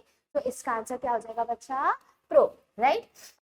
अगला क्वेश्चन देखते हैं, और अगला क्वेश्चन कह रहा है for transformation micro particles coated with DNA to be bombarded with gene gun are made up of. तो जो उसको बम्बार्ड करते हैं तो ये किसका बना हुआ होता है, एक तो ये पहली बात ये डायरेक्ट मेथड होता है, ठीक है, ये क्या है आपका, ये micro particles coated with DNA, इसको हम क्या कहते हैं, बायोलिस्टिक्स या फिर जीन गन, बायोलिस्टिक्स और you can say gene gun, ठीक है। सो अब क्या होगा, ये किसका होता है, गोल्ड और टंगस्टन, ये पहले भी क्वेश्चन पूछा जा चुका है। ओके बच्चा, अगला क्वेश्चन देखते हैं, बायोलिस्टिक जीन गन, देखो अभी आ गया, वही सेम चीज है। तो आपका 2012 में ये क्वेश्चन और अगेन 2012 दोनों में आपके दोनों टाइप ऑफ क्वेश्चन ऐसे थे, आपके यही डायरेक्ट क्वेश्चन जो है पूछा हुआ है। क्या है बायोलिस्टिक जीन गन, ये किसके लिए है कि होस्ट के अंदर जो है आपका वेक्टर चले जाए, ट्रांसफॉर्मेशन उसे कहते हैं। बट यहाँ पर हमारे को डायरेक्ट मेथड, इसमें इनडायरेक्ट मेथड नहीं है। अगर होस्ट के अंदर वेक्टर के थ्रू जा रहा है तो इसे हम कहते हैं इनडायरेक्ट मेथड, राइट। बट जो जीन गन के थ्रू जाता है दैट इज डीएनए सीधा अंदर जाएगा, उसको हम क्या कहते हैं, डायरेक्ट मेथड। और ये one of the method plants में जो हम यूज करते हैं दैट इज बायोलिस्टिक, और द जीन गन ये किसके अंदर होता है, प्लांट के अंदर होता है, ठीक है। सो डिसआर्मिंग पैथोजन वेक्टर्स, वेक्टर्स तो है ही नहीं है, ट्रांसफॉर्मेशन ऑफ प्लांट सेल बिल्कुल ठीक है, constructing recombinant DNA by joining with the vector again गलत, डीएनए फिंगरप्रिंटिंग नहीं, तो क्या हो जाएगा, transformation of the plant cell के अंदर हम अपना जीन ऑफ इंटरेस्ट भेजने वाले हैं, ठीक है। और जो इनडायरेक्ट मेथड होता है वो वाया किससे होता है, वेक्टर, और जीन गन में डायरेक्ट डीएनए को कोड करते हैं और अंदर उसके अंदर भेज देते हैं, ठीक है। अगला क्वेश्चन है बच्चा, अगला क्वेश्चन कह रहा है in genetic engineering the antibiotics are used. तो एंटीबायोटिक्स आर यूज्ड जिससे क्या होता है आपका, सी अब इस साल इसके पहले क्वेश्चन आया था जो इसका आंसर ये गया हुआ था, to keep the culture free of infection. But इस जो इसके बाद 2013 में क्वेश्चन आया था उसमें हमने क्या मार्क कर दिया था कि they are acting as the selectable marker. तो एंटीबायोटिक रेजिस्टेंस जीन जो है आपका, एंटीबायोटिक रेजिस्टेंट जीन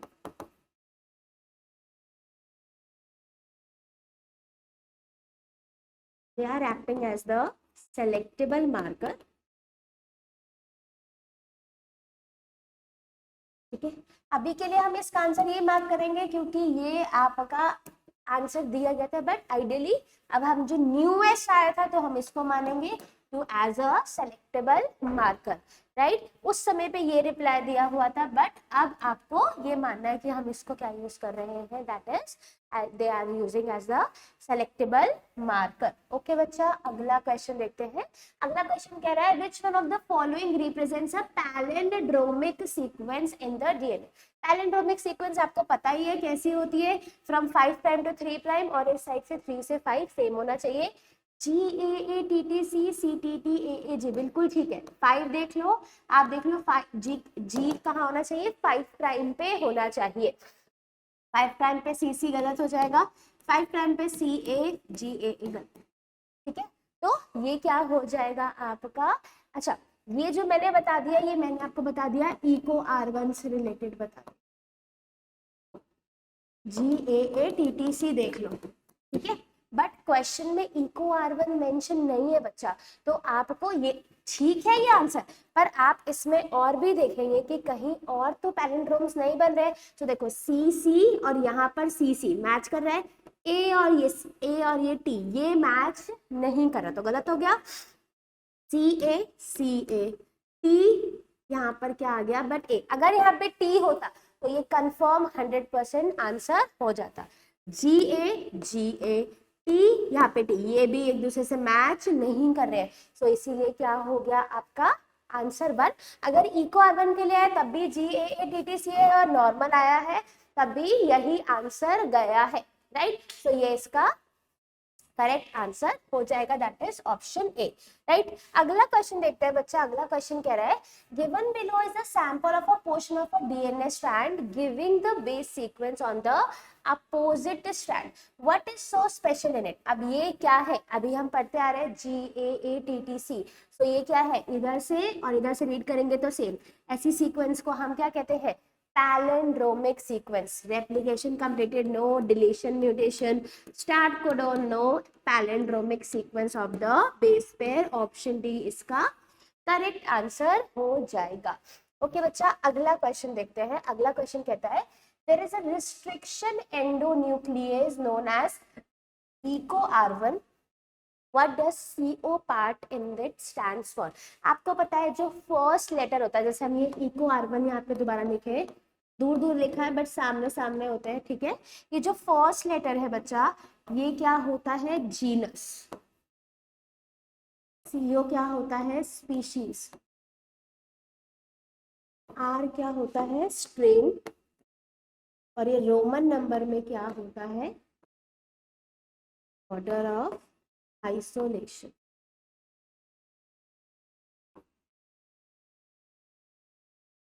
ठीक है, तो कोलॉन, अब ये एस्चेरिचिया कोलाई, तो सीरोम नहीं होगा, कोएंजाइम नहीं होगा, कोलॉन नहीं होगा, कोलाई आंसर हो जाएगा। तो आंसर क्या हो जाएगा, ऑप्शन डी इसका करेक्ट आंसर हो गया। अगला क्वेश्चन क्या कह रहा है, अगला क्वेश्चन कहता है the agarose extracted from seaweeds is used in, तो स्पेक्ट्रोफोटोमेट्री नहीं, टिश्यू कल्चर नहीं, पीसीआर नहीं, जेल इलेक्ट्रोफोरेसिस में हमारा एग्रोस जो है वो एक्सट्रैक्टेड सीवीड्स जो है यूज होते हैं, जिस जो जेल बनती है वो इसी की ही बनती है। सो ऑप्शन डी आपका करेक्ट आंसर हो गया। ओके बच्चा, अगला question, which one of the following palindromic base sequence in the DNA can be easily cut at about the middle by some particular restriction enzyme। तो basically आपको देखना है कि इसमें से कौन सा पैलिंड्रोमिक सीक्वेंस है। पैलिंड्रोमिक सीक्वेंस ये याद रखना है बच्चा, 5335, ये ध्यान से रखना। देखना क्या है, GCGTTCG और इसके अपोजिट AT, ये तो बिल्कुल भी नहीं होगा। GATATG, ATCATC गलत हो गया, ये भी GGAAAATTTTCC, सो ये ठीक हो जाएगा। और फिर भी आपको यहाँ पर देखना है, ये 53 वाला आप देख लेना, ये बिल्कुल ठीक दे रखा है, CTAG, तो ये भी गलत हो गया। आपका ऑप्शन सी करेक्ट आंसर, और ये किसका है, दैट इज EcoR1 का। सो बच्चा ये तो आप लर्न कर ही लो, that is the sequence GAATTC, ये आपकी करेक्ट सीक्वेंस होगी। और दैट टू ये क्या हो जाएगा, from 5 prime end to 3 prime end 5 prime end to 3 prime end, ऐसे हो जाएगा, दैट इज GAATTC। ठीक है, so this is your palindromic sequence। okay बच्चा, अगला क्वेश्चन देखते हैं। अगला क्वेश्चन कह रहा है which one of the following is used as the vector for cloning genes into higher organism। higher organism आपके क्या है, animals, right। so bacteriovirus नहीं, salmonella typhimurium नहीं, rhizopus नहीं, retroviruses, और ये क्या है आपके animals। अब सिर्फ हायर ऑर्गेनिजम्स में एनिमल नहीं आ रहे, बट प्लांट्स होंगे, एनिमल्स होंगे, बट इसके अंदर अभी और कोई ऑप्शन फिट भी नहीं बैठ रहा, तो इसीलिए हम इसको रेट्रोवायरस बोलेंगे, दैट इज, और स्पेसिफिकली किसके अंदर होते हैं, आपके एनिमल्स के अंदर होते हैं। ओके बच्चा, अगला क्वेश्चन कह रहा है the restriction endonucleases are the enzymes which restriction endonuclease क्या करता है, makes cut at specific position within the DNA molecule, recognize a specific nucleotide sequence for binding of the DNA ligase, बिल्कुल ही गलत बात हो गई। restrict the actions of enzyme DNA polymerase, ये भी गलत हो गया। remove nucleotides from the ends of the DNA molecule, ends लिखा है तो गलत हो जाएगा, ends पे क्या होता है आपका exonucleases, तो ऑप्शन ए क्या हो जाएगा इसका correct answer, makes cut at specific position within the DNA molecule, ये आपका करेक्ट। अब देखो बच्चा, ये पहला आंसर बिल्कुल ठीक है, बट हमने फिर भी सारे ऑप्शंस पढ़े हैं, तब जाके हम कंक्लूजन पे आए हैं कि आपका फर्स्ट ऑप्शन जो है वो ठीक है। सो आपको भी सारे ऑप्शंस पढ़ने होते हैं, तब जा करके आप मार्क करेंगे, अदरवाइज ऐसे जल्दीबाजी में आप कभी भी मार्क मत किया कीजिए, राइट। सो ये आपका करेक्ट आंसर हो गया। अगला क्वेश्चन देखते हैं। अगला क्वेश्चन कह रहा है genetic engineering, a DNA segment gene of interest is transferred to the host cell through a vector. Consider the following 4 agents 1, 2, 3 and 4 in this regard and select the correct option about which one or more of these can be used as a vector or the. ठीक है, so bacteria नहीं, plasmid हाँ, Plasmodium नहीं, bacteriophage हाँ. So bacteria is a host not the vector, right. तो vector कौन है आपका, प्लाज्मिड एक वेक्टर है, एक बैक्टीरियोफेज. यही दो कॉमनली यूज वेक्टर्स हैं जो कि यूज किए जाते हैं. सो क्या हो जाएगा आपका 2 and 4, 1, 2 and 4 नहीं, 1 ओनली नहीं, 1, 3 नहीं. ऑप्शन डी 2 and 4 इसका करेक्ट आंसर हो जाएगा. ओके बच्चा, चलिए अगला क्वेश्चन देखते हैं. अगला क्वेश्चन कह रहा है polyethylene glycol method is used for. So बच्चा ये क्या करता है, पॉलीइथाइलिन ग्लाइकोल आपके ये एक केमिकल मेथड होता है जिसमें आपका जीन का ट्रांसफर हो रहा है विदाउट वेक्टर. 2 सेल्स आपस में से कंबाइन होंगे, प्रोटोप्लाज्मिक फ्यूजन कराता है, प्रोटोप्लाज्मिक फ्यूजन कराने में हेल्प करता है, right. So this is PEG, polyethylene glycol. Chemical है जो कि यूज करा रहा है आपके डीएनए को ट्रांसफर, जीन को ट्रांसफर करने में, but without the use of vector. Biodiesel production नहीं, सीडलेस फ्रूट प्रोडक्शन नहीं, एनर्जी प्रोडक्शन फ्रॉम सीवेज नहीं, gene transfer without a vector with the help. ये क्या कराएगा, प्रोटोप्लाज्मिक फ्यूजन कराने में हेल्प करता है. ठीक है बच्चा, अगला क्वेश्चन देखते हैं. और अगला क्वेश्चन कह रहा है which one of the following is commonly used in transfer of foreign DNA into the crop plants. Crop plants यानी कि प्लांट के अंदर आपको क्या करना है, आपको जीन का ट्रांसफर करना है. तो प्लांट के अंदर जनरली आपका जो जीन ट्रांसफर होता है वो किसके थ्रू होता है, एग्रोबैक्टीरियम ट्यूमिफेशियन से होता है. तो ऑप्शन बी करेक्ट हो जाएगा. मेलोडिगाना इनकॉग्निटा नहीं होगा, पेनिसिलियम नहीं होगा, ट्राइकोडर्मा भी नहीं होगा. सो आपका एग्रोबैक्टीरियम प्लांट्स के लिए यूज करते हैं और प्लांट में वो जीन ट्रांसफर इजीली किए करा देता है. ठीक है बच्चा, अगला क्वेश्चन कहता है gel electrophoresis is used for construction of recombinant DNA by joining with the cloning vector. गलत. ठीक है, सो आपका रिकॉम्बिनेंट डीएनए जॉइनिंग, जो आपका रिकॉम्बिनेंट डीएनए वो ज्वाइन होता है आपका डीएनए लाइगेज से, ना कि जेल इलेक्ट्रोफोरेसिस से. Isolation of a DNA molecule गलत हो जाएगा. Cutting of a DNA into fragment ये भी गलत हो जाएगा. Separation of the DNA fragments according to this size, यही जेल इलेक्ट्रोफोरेसिस कराता है. जिसका सबसे छोटा साइज है वो फटाफट भागेगा. Size is inversely proportion to the velocity, right. So ये सेपरेट कराने में हेल्प करेगा. So that is the separation of the DNA fragments according to their size. Option B इसका करेक्ट आंसर हो जाएगा. ओके बच्चा, अगला क्वेश्चन देखते हैं. अगला क्वेश्चन कह रहा है the linking of antibiotic resistance gene with the plasmid vector became possible. बच्चा लिंक आ जाए, ज्वाइन आ जाए, एक चीज याद रखना, ये कौन कराता है, आपका लाइगेज कराता है. सो डीएनए पॉलीमरेज नहीं, एक्सोन्यूक्लियस नहीं, डीएनए लाइगेज, एंडोन्यूक्लियस भी नहीं. ठीक है, तो अब मान लेते कि मान लो कि आपको नहीं याद आ रहा या कुछ भी, तो आप देखोगे कि एक्सोन्यूक्लियस, एंडोन्यूक्लियस, ये दोनों के 2 ऑप्शन तो रिस्ट्रिक्शन एंजाइम के ही है ना. तो 2 आंसर तो नहीं हो सकते मोर और लेस, है ना, क्योंकि इसमें कहीं कट्स की बात भी नहीं है. तो ये 2 तो ऑटोमेटिकली हट गए आपके. सो लाइगेज जो है आपका ग्लू की तरह काम कर रहा है, लिंक कर रहा है, जोड़ रहा है, ये इसका आंसर हो जाएगा. ओके बच्चा, अगला क्वेश्चन. और अगला क्वेश्चन कह रहा है रिस्ट्रिक्शन एंडोन्यूक्लियसिस. बार बार रिपीट क्वेश्चन आता है. रिस्ट्रिक्शन एंडोन्यूक्लियसिस ये क्या कराता है, कट कराता है, सिजर्स की तरह काम करता है. और एक स्पेसिफिक साइट, ऐसे नहीं कि रैंडमली कहीं पर भी कट कर देगा, स्पेसिफिक साइट पे, और वो स्पेसिफिक साइट पे कट कराएगा. और आपका ये इसका बहुत इंपॉर्टेंट रोल है और इसी की वजह से रिकॉम्बिनेंट डीएनए टेक्नोलॉजी हो पाई है सक्सेसफुल. ए सिंथेसाइजेस डीएनए गलत हो जाएगा. Cuts the DNA molecule randomly, ये भी बिल्कुल गलत बात है. रैंडमली बच्चा ये नहीं करता है, right. cuts the DNA molecule at a specific site, बिल्कुल ठीक है. restrict the synthesis of DNA inside the nucleus, ये बिल्कुल ही गलत हो जाएगा. so restriction endonuclease क्या करता है, कट कराता है, जिसकी वजह से क्या होगा, आपका छोटे छोटे से पीसेस बन जाएंगे, आपका जीन ऑफ इंटरेस्ट आप कट करके निकाल सकते हैं, राइट. ओके बच्चा, अगला क्वेश्चन. और अगला क्वेश्चन कह रहा है 2 microbes found to be very useful in the genetic engineering. 2 ऐसे माइक्रोब्स जो कि हम जेनेटिक इंजीनियरिंग में बहुत ज्यादा यूज कर रहे हैं. First crown gall bacterium and caenorhabditis elegans नहीं, escherichia coli and agrobacterium tumefaciens yes. आपने देखा है बार बार आपको इकोलाई होस्ट है ना, उसके अंदर हम प्लाज्मिड डाल देते हैं और agrobacterium as a vector use करते हैं, right. Vibrio cholerae and tailed bacteriophage no, diplococcus species and pseudomonas no. So क्या आंसर हो जाएगा, escherichia coli and agrobacterium tumefaciens इसका करेक्ट आंसर हो जाएगा ऑप्शन बी। ओके बच्चा, अगला क्वेश्चन जो है अब आएगा आपके processes of recombinant gene technology. ये सारा पूरा चैप्टर का कॉम्बिनेशन क्वेश्चंस होंगे इसके अंदर, क्योंकि इसके अंदर सारा आइसोलेट भी करेंगे हम लोग उसका रिस्ट्रिक्शन एंजाइम, क्योंकि थोड़ा थोड़ा सा एनसीईआरटी के पोर्शन में दे रखा है, right. So this is the इससे बहुत बारी क्वेश्चंस पूछे जाते हैं। जो एक इंपॉर्टेंट पार्ट आपने कर लिया जिसमें आपके सारे के सारे कैसे क्वेश्चंस थे, मोरलेस सिलेक्शन बेस्ड क्वेश्चन थे, ट्रांसफॉर्मेशन पे क्वेश्चन थे, आपके प्लाज्मिड में क्वेश्चन थे।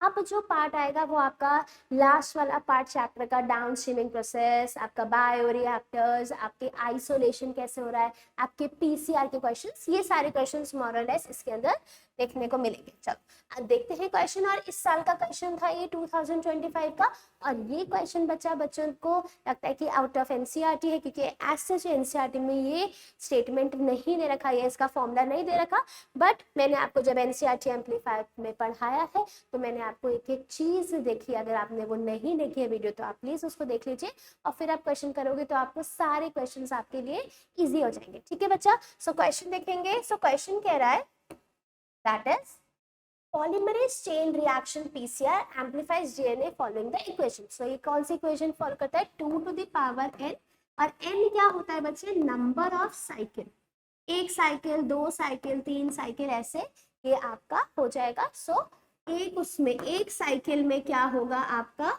जब एक साइकिल होगी तो 2 डीएनए बनेंगे, 2 से 4, 4 से 8, ऐसे सो ऑन ये बनते रहेंगे। सो आंसर क्या हो जाएगा, option A 2 to the power n। 2n+1 नहीं, n² नहीं, 2n की पावर 2 नहीं, ये n वैरी करे, ठीक है बच्चा। ओके, अगला क्वेश्चन देखते हैं, और अगला क्वेश्चन भी इसी साल का क्वेश्चन है। Identify the part of bioreactors which is used as a foam breaker from the given following figure. ये तो बच्चा सिर्फ आपको याद ही करना है कि आपको लेबल याद होना चाहिए अच्छे से। तो ये जो आपका लेबल है सी वाला label, that is the foam breaker, ठीक है। सो ये आपका आंसर हो जाए, दैट इज ऑप्शन सी इसका करेक्ट आंसर हो जाएगा। This is just a label question, diagram based question था, इसमें कोई मुश्किल चीज नहीं थी। ओके बच्चा, अगला क्वेश्चन कह रहा है which of the following statement is incorrect. कौन सी इनकरेक्ट है, bioreactors are used to produce small scale bacterial culture. अच्छा, बायोरिएक्टर्स है इसीलिए कि हम लार्ज स्केल प्रोडक्शन कर सके, क्योंकि हम बायोटेक से 10 लोगों के लिए नहीं करते हैं, we want a large scale production, तो इसी के लिए ही बायोरिएक्टर्स है। तो स्मॉल स्केल तो हो ही नहीं सकता, तो यही इसका आंसर होगा। बट फिर भी हम देख लेते हैं कि क्या आपका और ऑप्शंस दे रखे हैं, ठीक है। Bioreactors have an agitator system, oxygen delivery system and the foam control system, बिल्कुल ठीक बात है, right. Bioreactors provide optimal growth condition for achieving the desired product, ये भी ठीक बात है, यही करता है। Most commonly use are of stirring type, ये भी ठीक है। सो आपका आंसर क्या हो जाएगा, option A, bioreactors are used to produce small scale, नहीं, it's a large scale culture produce करने के लिए ये यूज किया जाता है। सो अगला क्वेश्चन देखेंगे। अगला क्वेश्चन कह रहा है the ligation of the foreign DNA at which of the following site will release a result in the loss of tetracycline resistance in PBr322। अब ये बच्चा PBr322 में आपको ये बताना है कि टेट्रासाइक्लिन रेजिस्टेंस कब हटेगा, है ना। तो कब, जैसे अब आपको ये पता होना चाहिए टेट्रासाइक्लिन रेजिस्टेंस कहाँ है, इस साइड पे, यहाँ पर जो आपका रिस्ट्रिक्शन साइड है वो क्या है, BAMH1, और इधर क्या है, SAL1, है ना। तो दोनों में से कोई भी ऑप्शन होगा तो आप मार्क कर देंगे। अभी ऑप्शन में देखते हैं क्या दे रखा है।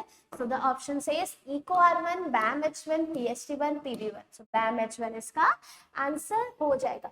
PST1 और PBU1 कब होता है, जब आपका एम्पिसिलिन, ये आपके एम्पिसिलिन रेजिस्टेंस के पास रिस्ट्रिक्शन साइट होती है, और जब आप उसको वहां से कट करेंगे तो वो एम्पिसिलिन सेंसिटिव हो जाएगा। यहाँ से कट करने के बाद ये क्या हो जाएगा, टेट्रासाइक्लिन सेंसिटिव हो जाएगा, राइट, अगर आपने BAM-H1 से कट किया है तो। ठीक है बच्चा, अगला क्वेश्चन देखते हैं। अगला क्वेश्चन कह रहा है thermostable DNA polymerase use in PCR। तो पहले आपको पता होना चाहिए कि उस एंजाइम का नाम क्या है। सो उस एंजाइम का नाम है Taq polymerase. So the name of the enzyme is Taq polymerase. अब ये जो टैक वर्ड आया वो आया कहाँ से है? So ये टैक वर्ड आया T for thermos, AQ for aquaticus. ठीक है, सो थर्मस एक्वाटिकस। अब देखते हैं ऑप्शन में क्या कह रहा है। एग्रोबैक्टीरियम टुमेफिशियंस नहीं, बैसिलस नहीं, थर्मस एक्वाटिकस हाँ, एशेरिचिया कोलाई नहीं। सो ऑप्शन सी इसका करेक्ट आंसर हो जाएगा। ओके बच्चा, अगला क्वेश्चन देखते हैं और अगला क्वेश्चन कह रहा है match list 1 with the list 2। अब इस पर्टिकुलर क्वेश्चन में आपको देखना है कि क्या बोल रहा है। कैनामाइसिन क्लाव1 डिसआर्म रेट्रोवायरस और कैनामाइसिन रेजिस्टेंस जीन, ये हो जाएगा। सो जो कैनामाइसिन है आपका, this is the selectable marker. अब एंटीबायोटिक डाल के आप सेलेक्ट कर रहे हो, right, so it's a selectable marker. क्लाव1 जो है आपका जो है that is the restriction site. Disarmed retrovirus क्या करेगा, deliver genes into the animal cell. और कैनामाइसिन रेजिस्टेंस क्या हो जाएगा आपका, एंटीबायोटिक रेजिस्टेंस हो जाएगा। सो आंसर क्या हो जाएगा आपका option C, A2 B3 C1 D4, ये इसका करेक्ट आंसर हो जाएगा, that is option C. Okay बच्चा, अगला क्वेश्चन कह रहा है which of the following statement is incorrect about agrobacterium tumefaciens। ये आपका प्लांट के लिए यूज होता है। अब देखते हैं क्या कह रहा है। It transform normal plant cells into the tuberous cell, बिल्कुल ठीक बात है, ठीक है। It delivers TDN into the plant cell, बिल्कुल ठीक बात है। It is used to deliver gene of interest in both prokaryotic as well as eukaryotic host cell, नहीं बचा। एग्रोबैक्टीरियम टुमेफिशियन प्लांट सेल के लिए यूज होता है, सो प्रोकैरियोटिक के लिए वो यूज नहीं होता है। So this is for the plant, not for the prokaryotic cell. तो ये क्या हो जाएगा, गलत हो जाएगा। एक बार ऑप्शन डी भी देख लेते हैं। ऑप्शन डी कह रहा है TI plasmid from agrobacterium tumefaciens used for gene transfer is not pathogenic to the plant cell। क्योंकि हमने जो चीज पैथोजन वाली थी वो हमने हटा दिया, हमने इसको डिसआर्म कर दिया है और अपना gene of interest add on कर दिया। जब आपने अपना gene of interest add on कर दिया तो वो ऑटोमेटिकली नॉन पैथोजेनिक हो गया। हमने उसकी पैथोजेनिसिटी को क्या कर दिया है, रिमूव कर दिया है। तो हमारा आंसर क्या हो जाएगा, option C. It is used to deliver of the gene of interest in both prokaryotic and the eukaryotic. तो ये गलत हो जाएगा आपका आंसर, और हमसे इनकरेक्ट पूछा था, राइट। ओके, अब हम पढ़ते हैं आपका नेक्स्ट क्वेश्चन, और नेक्स्ट क्वेश्चन कह रहा है during the purification process for recombinant DNA technology addition of the chilled ethanol precipitates out.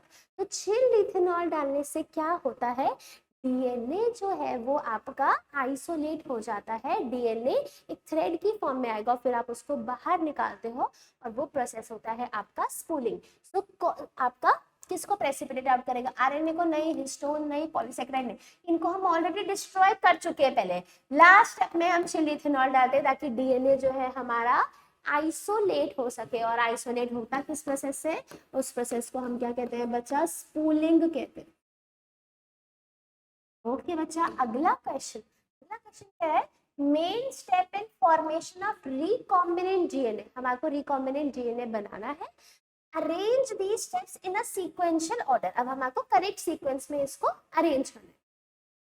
Option A क्या कह रहा है, insertion of recombinant DNA into the host cell. Of course ये first step तो नहीं हो सकता इंसर्ट करना, पर पहले हमें आइसोलेट तो करना पड़ेगा। Cutting of the DNA at specific location bye restriction enzyme, ये भी फर्स्ट नहीं होगा, बट और के अकॉर्डिंग हम देखेंगे कि क्या एग्जैक्टली आपको दे रखा है। Isolation of the desired DNA fragment, amplification of gene of interest using your PCR। अब अच्छा इसके अंदर देखो, अब आइडियल केस में क्या होना चाहिए कि सबसे पहले आइसोलेट करेंगे, फिर हम कट करेंगे, फिर अपना डीएनए फ्रेगमेंट वो करेंगे, आपका सेपरेट आउट करेंगे जेल इलेक्ट्रोफोरेसिस से, फिर उसका पीसीआर करके एम्पलीफाई करेंगे और फिर उसके अंदर हम क्या करेंगे, होस्ट के अंदर डाल देंगे। यही हमारा कंसेप्ट है। बट इसमें आपका आइसोलेशन तो है ही नहीं। डिजायर्ड डीएनए फ्रेगमेंट कटिंग के बाद मिलता है। तो सबसे पहले क्या होगा, cutting of a DNA at a specific location आपका बी, उसके बाद isolation of a desired DNA fragment, फिर उसको हम अपना पीसीआर से एम्पलीफाई कराएंगे, दैट इज एम्पलीफिकेशन, और फिर हम अपना रिकॉम्बिनेंट डीएनए बना करके उसके अंदर होस्ट सेल के अंदर डालने वाले। तो हमारा क्या हो जाएगा, B C D A, option A. B के बाद डी, आपने कटिंग करने के बाद एम्पलीफाई नहीं करोगे, पहले आइसोलेट करोगे, तो ये गलत हो गया। सबसे पहले डीएनए फ्रेगमेंट को, फ्रैगमेंट, अगर यहाँ होता आइसोलेशन ऑफ डीएनए तो ये आपका फर्स्ट स्टेप होता, बट यहाँ डीएनए का फ्रैगमेंट, और वो फ्रैगमेंट कब बनेगा, पहले आप उसकी कटिंग करोगे तो ही तो फ्रैगमेंट बनेगा ना बच्चा।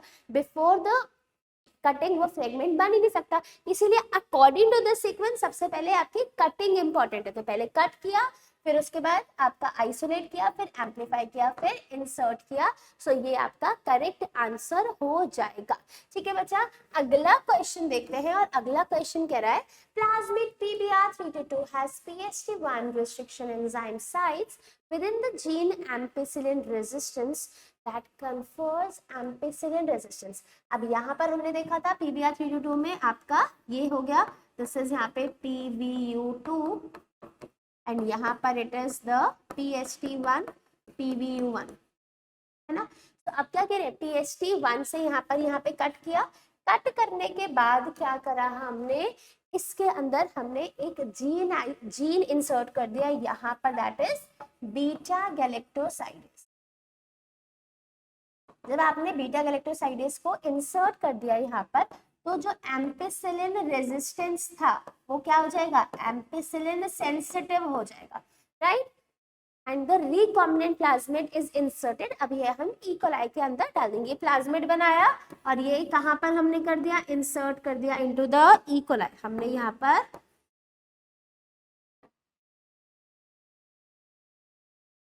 यहाँ पर बीटा गैलेक्टोसाइडेस डाला और अब हम इसको ई कोलाई के अंदर इंसर्ट करने वाले हैं।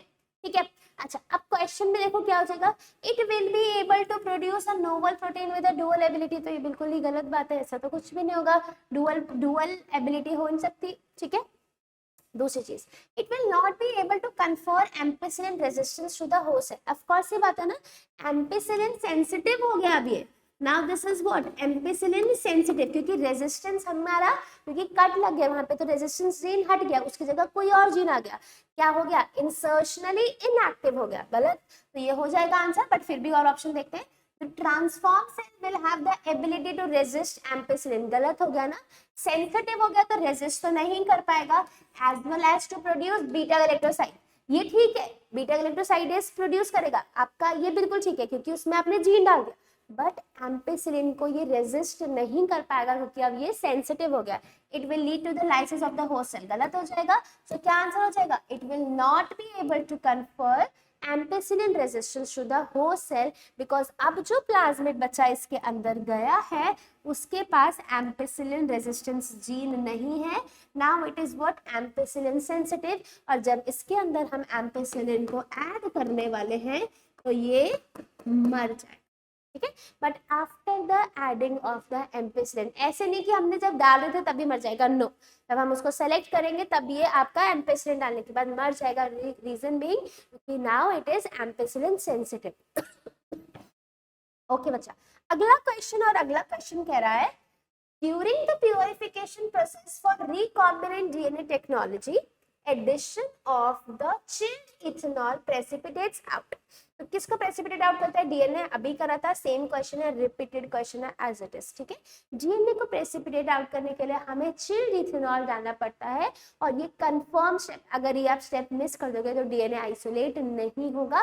प्रेसिपिटेट करने के लिए चिल्ड इथेनॉल डालना ही पड़ता है।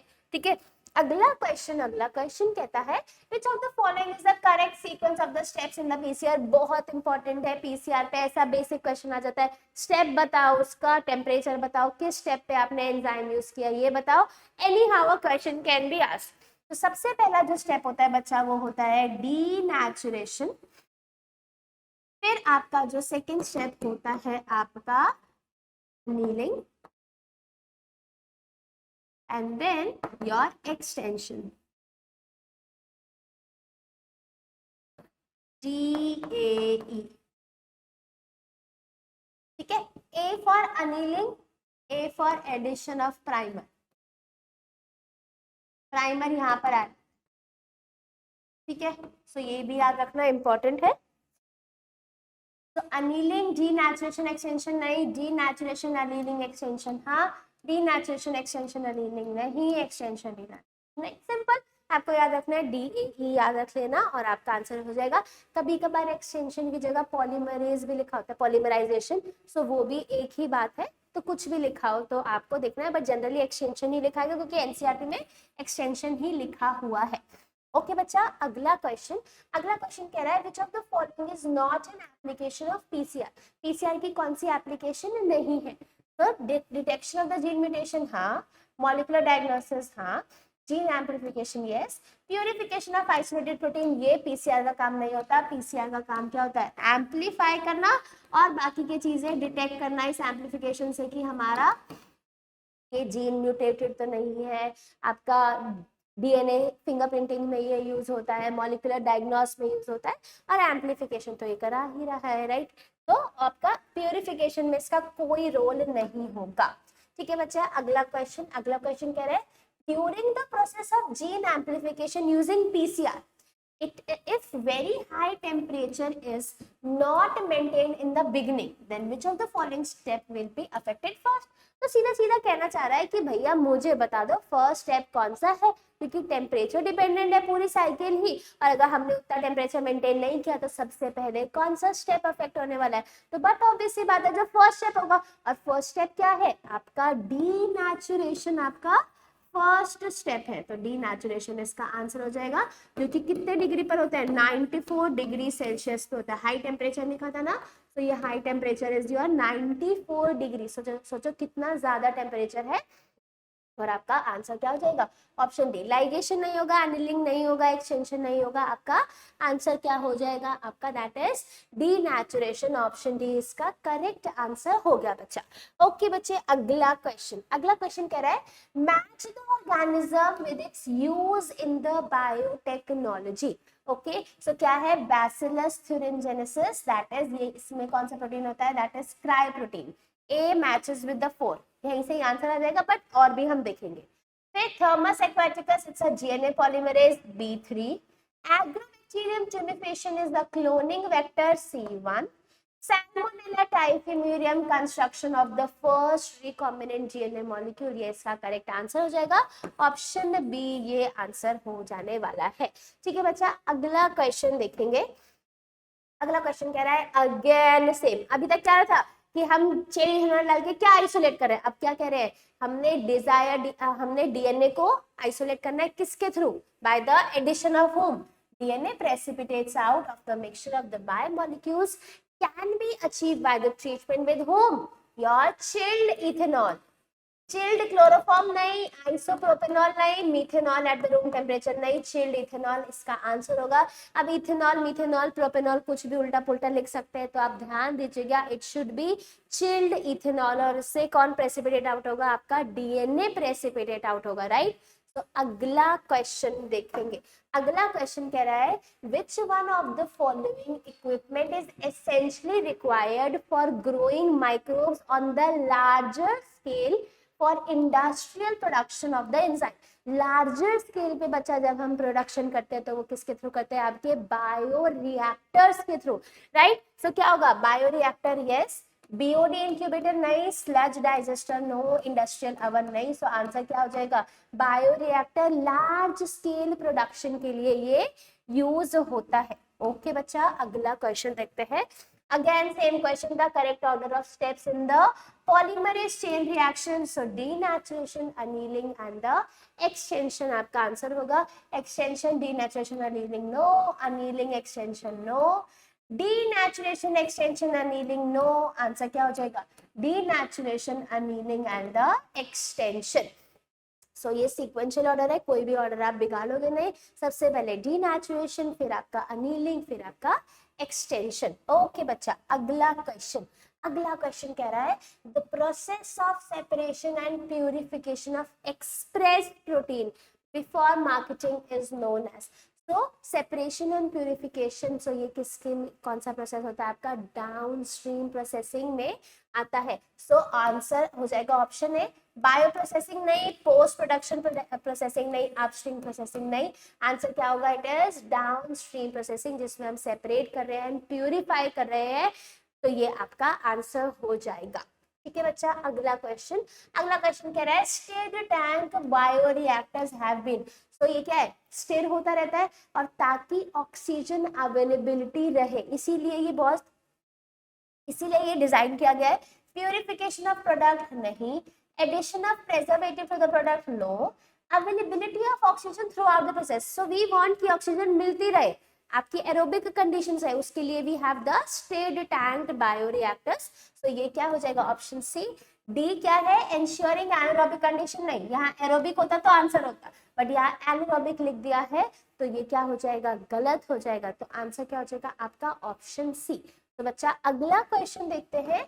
अगला क्वेश्चन कह रहा है which of the following is not a component of downstream processing। अभी आपने जस्ट क्वेश्चन देखा, सेपरेशन, प्यूरिफिकेशन, ठीक है, preservation, separation, preservation, purification, but express हम पहले ही कर लेते हैं, सो ये आपका डाउनस्ट्रीम में नहीं होता है। सो ऑप्शन डी इसका करेक्ट आंसर हो जाएगा। एक्सप्रेशन डाउनस्ट्रीम में नहीं होता, सब कुछ होने के बाद बस आपकी मार्केटिंग से पहले उसको प्रिजर्व करेंगे, सेपरेट करेंगे, तो ये सारे काम होते हैं, बट एक्सप्रेशन नहीं होता है डाउनस्ट्रीमिंग का आपका प्रोसेस। ठीक है, अगला क्वेश्चन कहता है the tag polymerase enzyme is obtained from.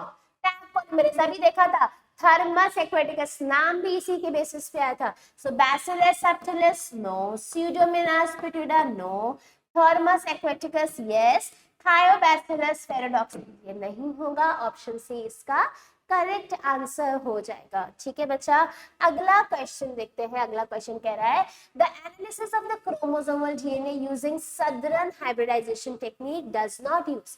Electrophoresis तो करेगा, ब्लॉटिंग भी कराएगा, ऑटो रेडियोग्राफी भी कराएगा, पीसीआर नहीं होगा ऐसे मेन सदर्न हाइब्रिडाइजेशन में से पहले, बट एम्प्लीफिकेशन के लिए पीसीआर यूज होता है। एज सच ये सारे स्टेप्स आपके सदर्न हाइब्रिडाइजेशन के अंदर होने वाले हैं। So PCR is used for what, your amplification.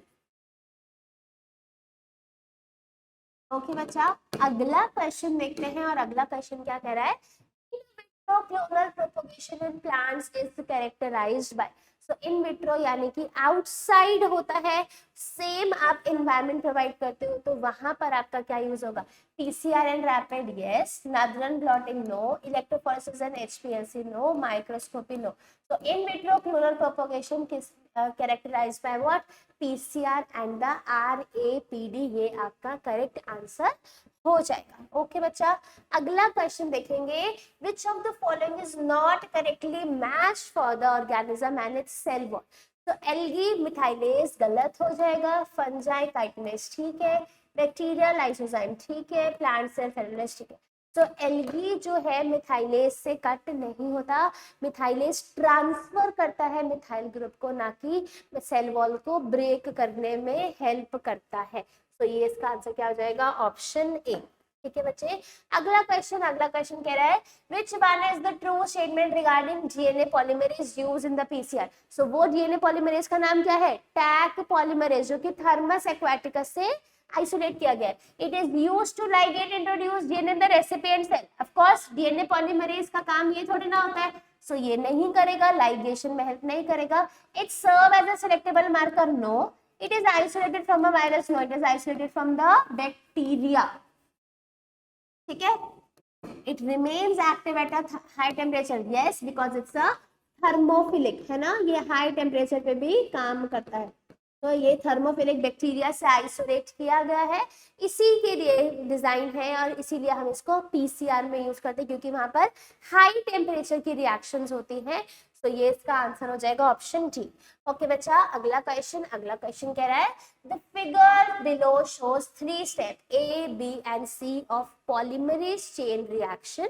Select the option given identification together with what it represents. आपको A, B, C देखना है। ये जो आपका A प्रोसेस है, B प्रोसेस है और C, A जो है आपका डीनेचुरेशन है, B जो है आपका अनीलिंग है एंड C जो है आपका एक्सटेंशन है, एक्सटेंड कर रहे हैं, राइट। तो ये 3 चीजें हैं। पहला डीनेचुरेशन हो ही नहीं सकता, 90 डिग्री नहीं होता, 94 डिग्री सेल्सियस होता है, ठीक है। सो ये भी गलत हो गया, ऑप्शन ए गलत। B A denaturation at a temperature about 50, ये गलत हो गया, ये गलत हो गया, राइट। वैसे सही होता, अगर टेम्परेचर सही लिखा होता तो सही आंसर होता।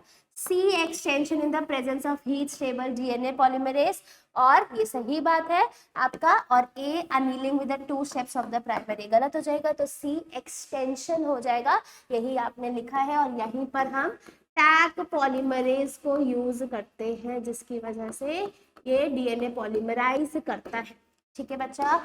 So that was your last question and with this हमने सारे इंपॉर्टेंट क्वेश्चन, सारे पीवाईक्यू सॉल्व कर लिए और हमने देख लिया कि क्वेश्चंस कैसे पूछे जाते हैं, क्या कंसेप्ट है, कैसे आप इन क्वेश्चंस को सॉल्व करोगे, क्या आपकी अप्रोच रहेगी। सो बच्चा आप इसको ध्यान से पढ़ना, बट इसके लिए सबसे पहले आप एनसीईआरटी पढ़ेंगे और उसके बाद क्वेश्चन सॉल्व करेंगे। So it will be very easy for you and फिर आपसे कोई भी क्वेश्चन में गलती नहीं होगी। थैंक यू सो मच, हम मिलते हैं अपने नेक्स्ट चैप्टर में।